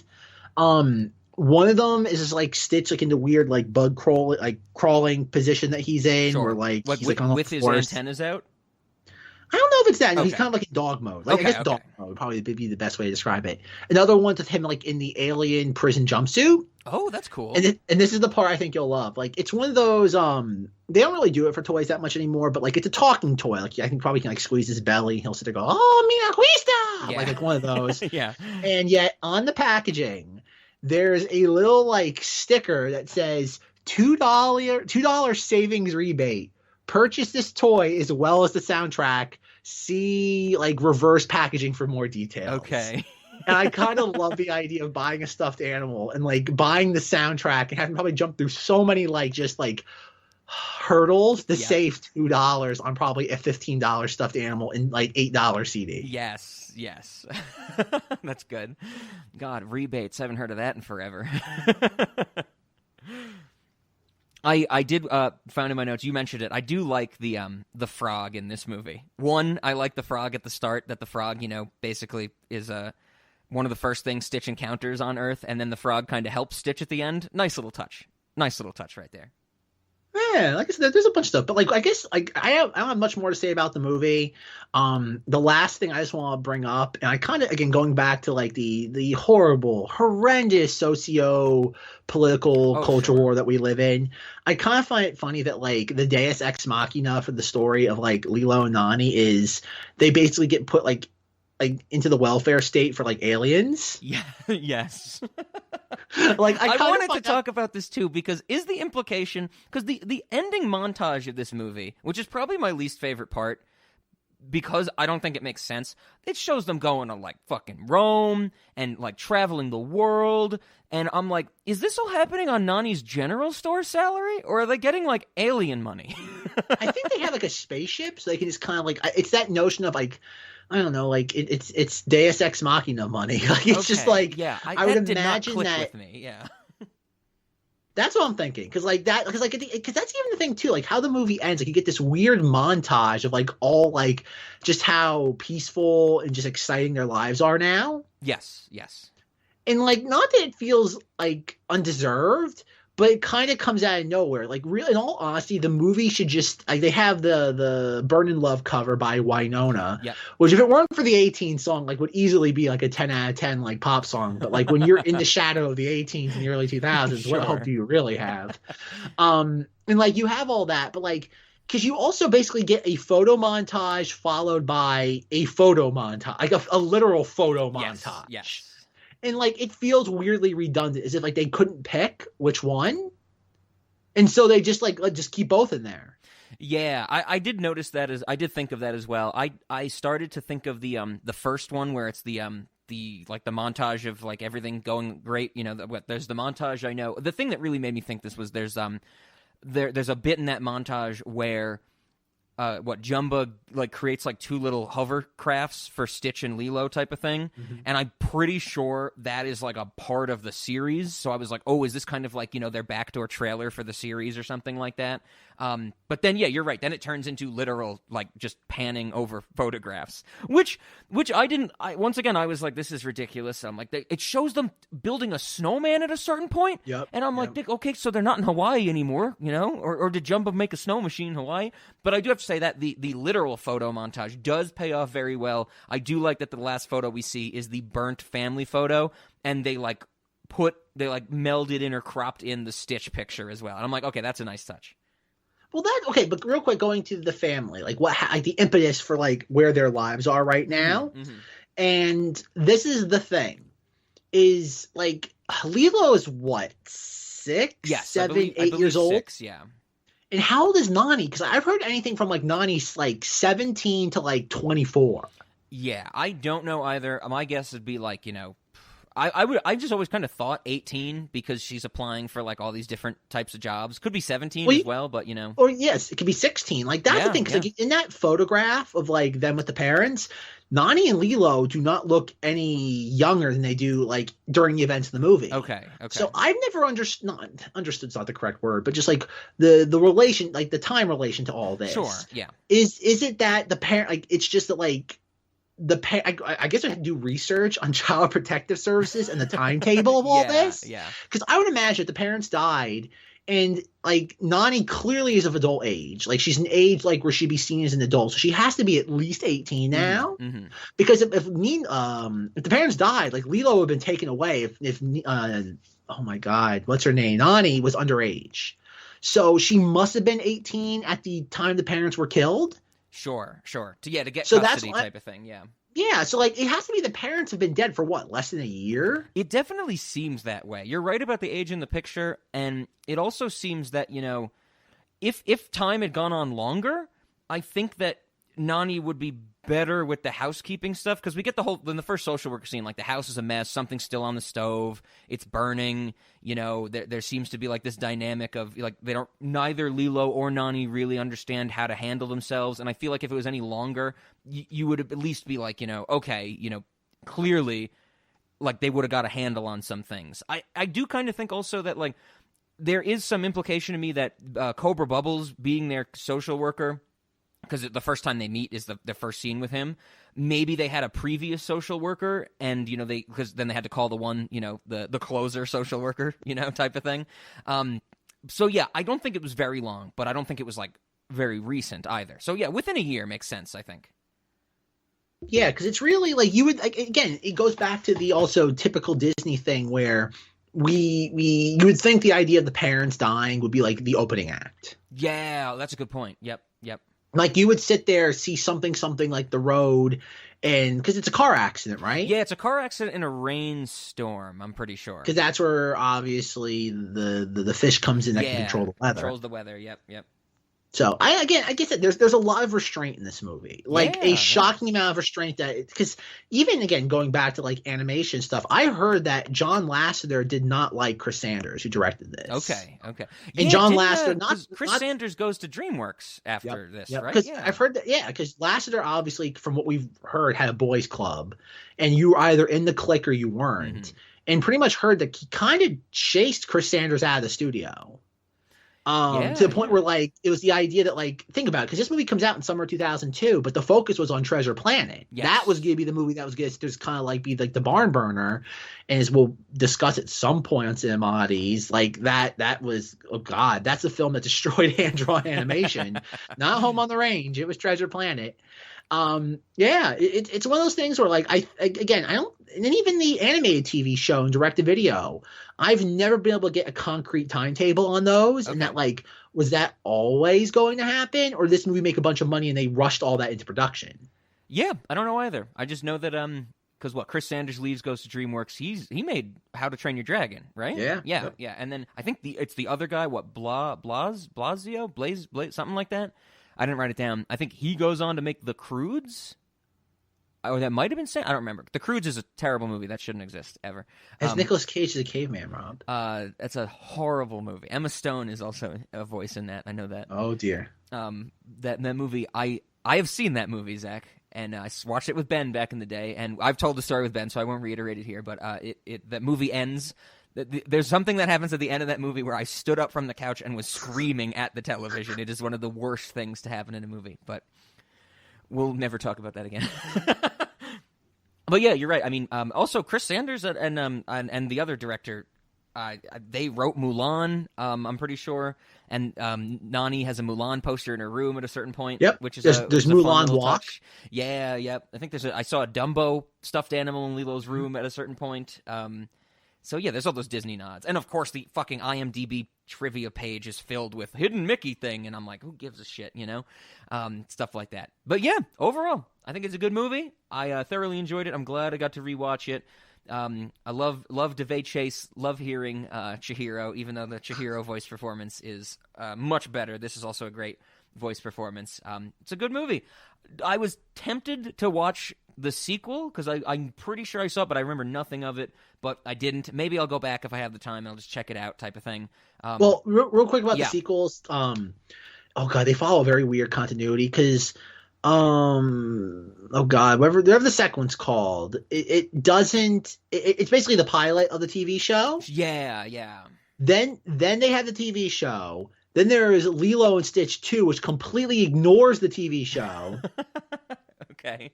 Then you have Leroy and Stitch, which is like the Avengers Endgame of the Stitch universe, where like it's Stitch and all of his cousins like experiments versus like the bad one whose name is Leroy. Okay. Damn it, Leroy. Like that's why like, you said like when you first were beginning this episode, you're like, oh, this week we're talking about Lilo and Stitch, and I'm like, not to be confused with Leroy and Stitch, which would come out in 2006. Right. Oh dear. Man. So anything else about Lilo and Stitch? Are you ready for our questions? I am ready for snacks, Rob, because I have to say this is a pretty snack heavy film. Like there's some fertile ground here. Yeah, I do have some snacks. Before we get to snacks, cinema is in late night. Cinema, I think as it pains me as much to say, actually it kind of pains me, maybe like twinges me. I'm gonna have to go no to both. I mean, Cinema Oddities, it's a good movie. It's a fun movie. It has a lot more restraint, like we talked about. It has a lot of different, unique things than a lot of the other formulaic Disney animated movies. But at the end of the day, I do think it still is Disney nonsense. Good Disney nonsense, but Disney nonsense nonetheless. So no to Cinema Oddities. And late night, it's one of those things where I have to say no, because why would it be? You know, it's like a good movie just doesn't make it a late night movie. I don't know if yeah, sure, you'd laugh at stuff. I don't think you're going to get a lot of great conversation, though. I think also that you'd be hard-pressed to find somebody, at least in the age group that I'm hanging out with, who hasn't seen it or anything like that. So I'm going to go no to both. What do you think? I'm going to say no to Cinema Oddity, both an asterisk. The asterisk saying this should be the template for every Disney movie, yet inexplicably they continue to ignore it. Okay. And then for late night, I'm going to say yes. Okay. Because like like the weird angle the internet keeps projecting of this being the underrated gem, I think everybody has seen this movie, but I think most people have not watched this in at least a decade plus. Definitely. I would agree with that. And I think if you're getting somebody who has not seen this in over 10 years, I think it's a fun rewatch. Because like I've watched this movie probably once every 5 5 years. I have the DVD that I got in 2002. I rewatched it on Disney Plus because I wanted this. I've never seen it before in HD, and so I'm like, okay. And I watched it with Rachel, who still hasn't seen the unrated cut of Candyman. We're still waiting on that. Okay. 9 months later, and like she had seen the movie, of course, but like she forgot just how irreverent it was. Yeah. Again, like like throwing the book at Cobra Bubbles, like all of this stuff. Like it's just like even watching him like with the snow cone on his tongue, the throwing the postcards at the dog that's like sniffing him. Yep. Like there's some really fun. Like again, if you go into this movie, like forget about it as a Disney movie and just be like, oh, Stitch is a little asshole for like 9/10 of it. Mm-hmm. It's a fun movie. Absolutely. Like it's. If you've never seen it, and B, I think even it's more potent if you've seen it and forgotten most of it. I think it's a more potent rewatch. Yeah, definitely late night movie. Okay. Like 100%. The Cinemati, like I said, it's something really peculiar. It's almost like it's a weird inverse of the Total Recall precedent in that like it's like almost so good it's mind-boggling how it has not been copied. No, I'm totally with you. I understand what you're saying. I think another thing for late night is you're going to watch it, and people are going to know this movie, and someone's going to make a comment, and they're going to be like, damn, Nani's ass is fat. And does this movie deserve that? No, it does not deserve that, Zach. I'm just like, there are a lot of thick characters in this movie, not just the ladies. There are a lot of thick characters. Yes, absolutely. Aren't they beautiful? With that being said, snacks. Let me throw this one out because I of course, I think, ever since our 4-year extravaganza when we listed off the defenses of the restaurant, I wanted to pick one to add on to it. I think that we should have those guns that can lock onto living creatures' genetic signature as defenses for the restaurant. I think we should also have the little containment carrier. Like, I love that, too. Oh, like, sure, we should have, like, sure. Oh, yeah, those guns are great. Like a DNA signature, we could, like, take... I would imagine we take blood samples as part of our employment contract with our employees. Oh, so not only perfect. as employment contract, but also as a condition to enter the restaurant. Fair enough. Because I'm assuming if we, now what, these guns were made back in 2002, or these guns existed back in 2002. 20 years after that, like, they got to be more advanced. We probably don't need, like, a blood sample. We can probably just get, like, a saliva sample or something, or maybe a hair sample, and, or pheromones or something like that. Yeah, and if a customer comes in and we know they're going to be a problem, if we profile our customers in the way that we do, and we know they're going to be problematic, just right off, get those guns locked onto them. I do want the guns to shoot like oh god, like colored plasma. Oh, definitely. I like that. Yeah, the laser balls type of thing. Yep, absolutely. That Stitch can catch apparently from when Jumbo shoots him later on in the movie. So I definitely wanted that for a defense. Okay, what else you got, Zach? Okay, one thing, it's less is more, but I want a fire breather. Like, we didn't talk about the character of David at all in this, sure. But we should have a fire breather. Like, and like they smell like a barbecue. Yes, yeah. That would be fun entertainment, a fire breather, and I definitely think especially in an indoor space. Yeah, and especially if when our fire breather is performing, we set up some like straw roof above him that he can burn down as part of his performance. I think that fits the motif excellently.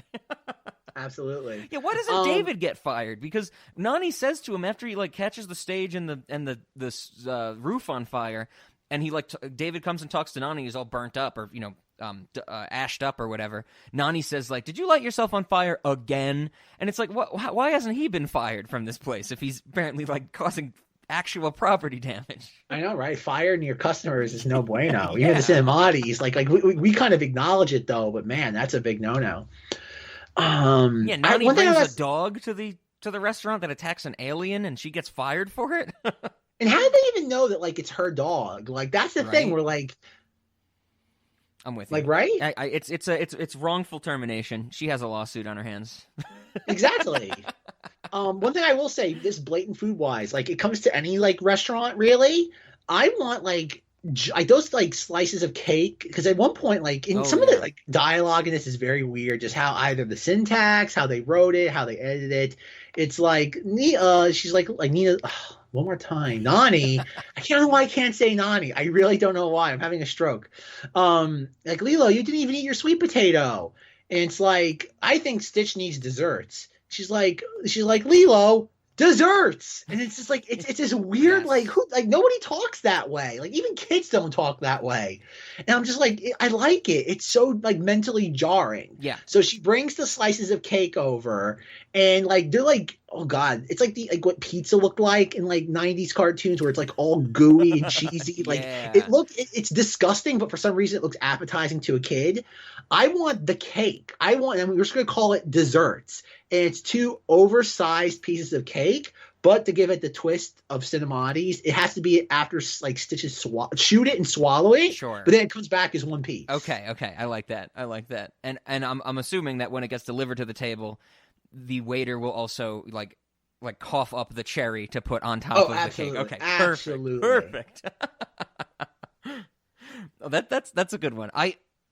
I have a cake thing as well, but it's not from that cake scene. It's during the ending montage. We see Stitch baking a cake for Lilo's birthday, and the cake, the actual like cake, like before it's frosted, Stitch takes it out of the oven, and it is a cake made to fill the entirety of the oven.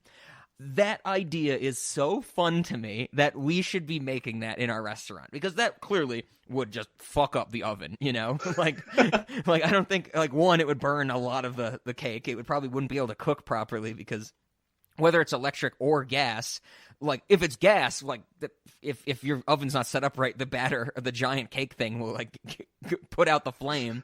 If it's electric, like it'll just smother the coil or whatever. But I love that idea. So we should have like a giant cube cake that is just made from the entirety of an oven. I like that. Like that's one of the very few cartoony aspects of this. Or like if like you would think like that's in so many movies that you have gags with food where they're unrealistic, and that's just perfect. Like it's the entire I'm kind of disappointed I didn't go with this, but like it's legit like just a giant cube cake. Yeah. And I love when Stitch pulls it out. You know, he struggles. It's very cartoonish, and it's also unrealistic. But when he pulls it out, he like struggles to pull it out. When he does, you can see that like the sides of the cake have like the indentations of like where like the racks would go in the oven. You know, those little holders. Oh god, it's very well animated. It's a very fun idea. How could we not incorporate that into the restaurant? Exactly. I also had, because it's one of my favorite moments in the movie, the my friends need to be punished scene. I think that for the utensils in our restaurant, we should pickle them.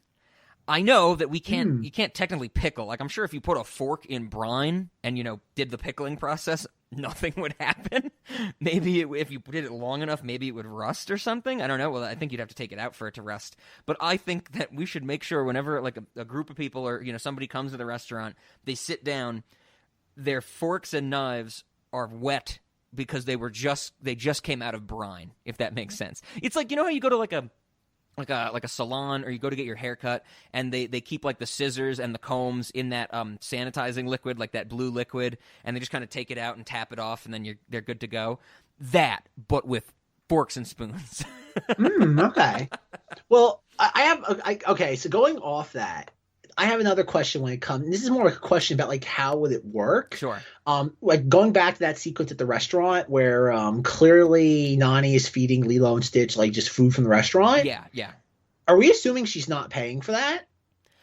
I'm maybe. I mean, also I could imagine that, you know, it's something like, oh, it's coming out of her paycheck or she has to pay for it, but you know, they don't mention it or anything. So.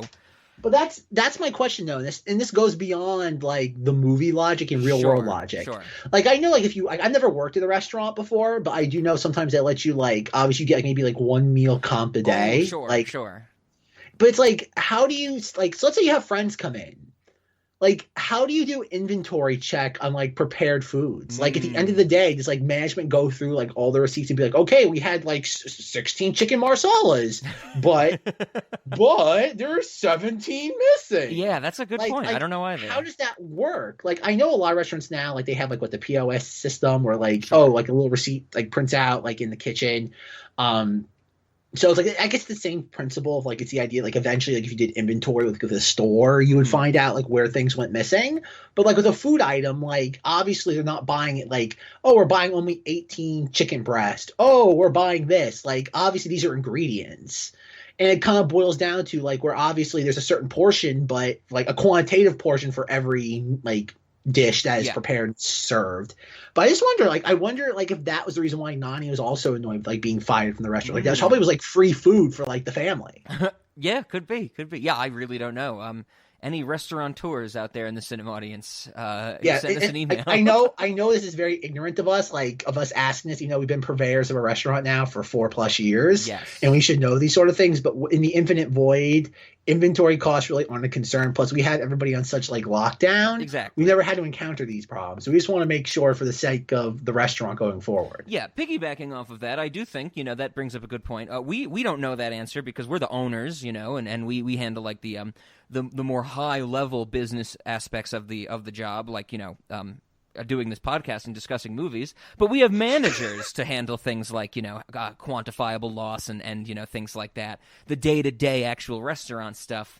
Speaking of managers, I don't know if we have any managers that are currently vampires, but we should hire some, because in this movie, perfect, when Lilo's like, did you get fired? And he's like, it's okay, he was a vampire, and Lilo goes, I knew it. We should have some vampire managers. I'm trying to think what else. Because I'm trying to think of other food items from this. Because there is a point where they have pizza. Yes. Whereas I remember even as a kid being like, why can they buy pizza but they can't buy regular food? It's the idea. I get it. They're on oh god, Skid Row, but whatever. But then the other thing too is that I'm really curious. What was it Lilo or was it Nani preparing on the stove that was bubbling over when Cobra Bubbles shows up? That's a good question. I would assume it would be Nani because the whole timeline of that is that Lilo goes to the dance practice and then she straight up mauls Myrtle, punches her in the face, bites her. Very, very visceral reaction, to being called crazy. And then the teacher says, I called Nani and she's going to come pick you up. Stay here till she comes pick you up. And then they basically, Lilo leaves the dance place, Nani leaves the house. They don't cross paths until later. My assumption was that, Nani was at home cooking something. Lilo leaves to go pick up Lilo, comes back, goes through the whole ordeal that we see in the movie before the social worker shows up, forgets what's on the stove. So my guess is Nani because of that timeline. I can't imagine that, Lilo came home and, right before she mopes on the floor listening to Elvis, she threw something on the stove, Well, this goes back to, the logic of the movie. Yeah. Is that clearly Lilo has agency to go to the beach or go to the store, buy peanut butter and jelly, make this thing for Pudge, go to the beach, then go to dance class by herself.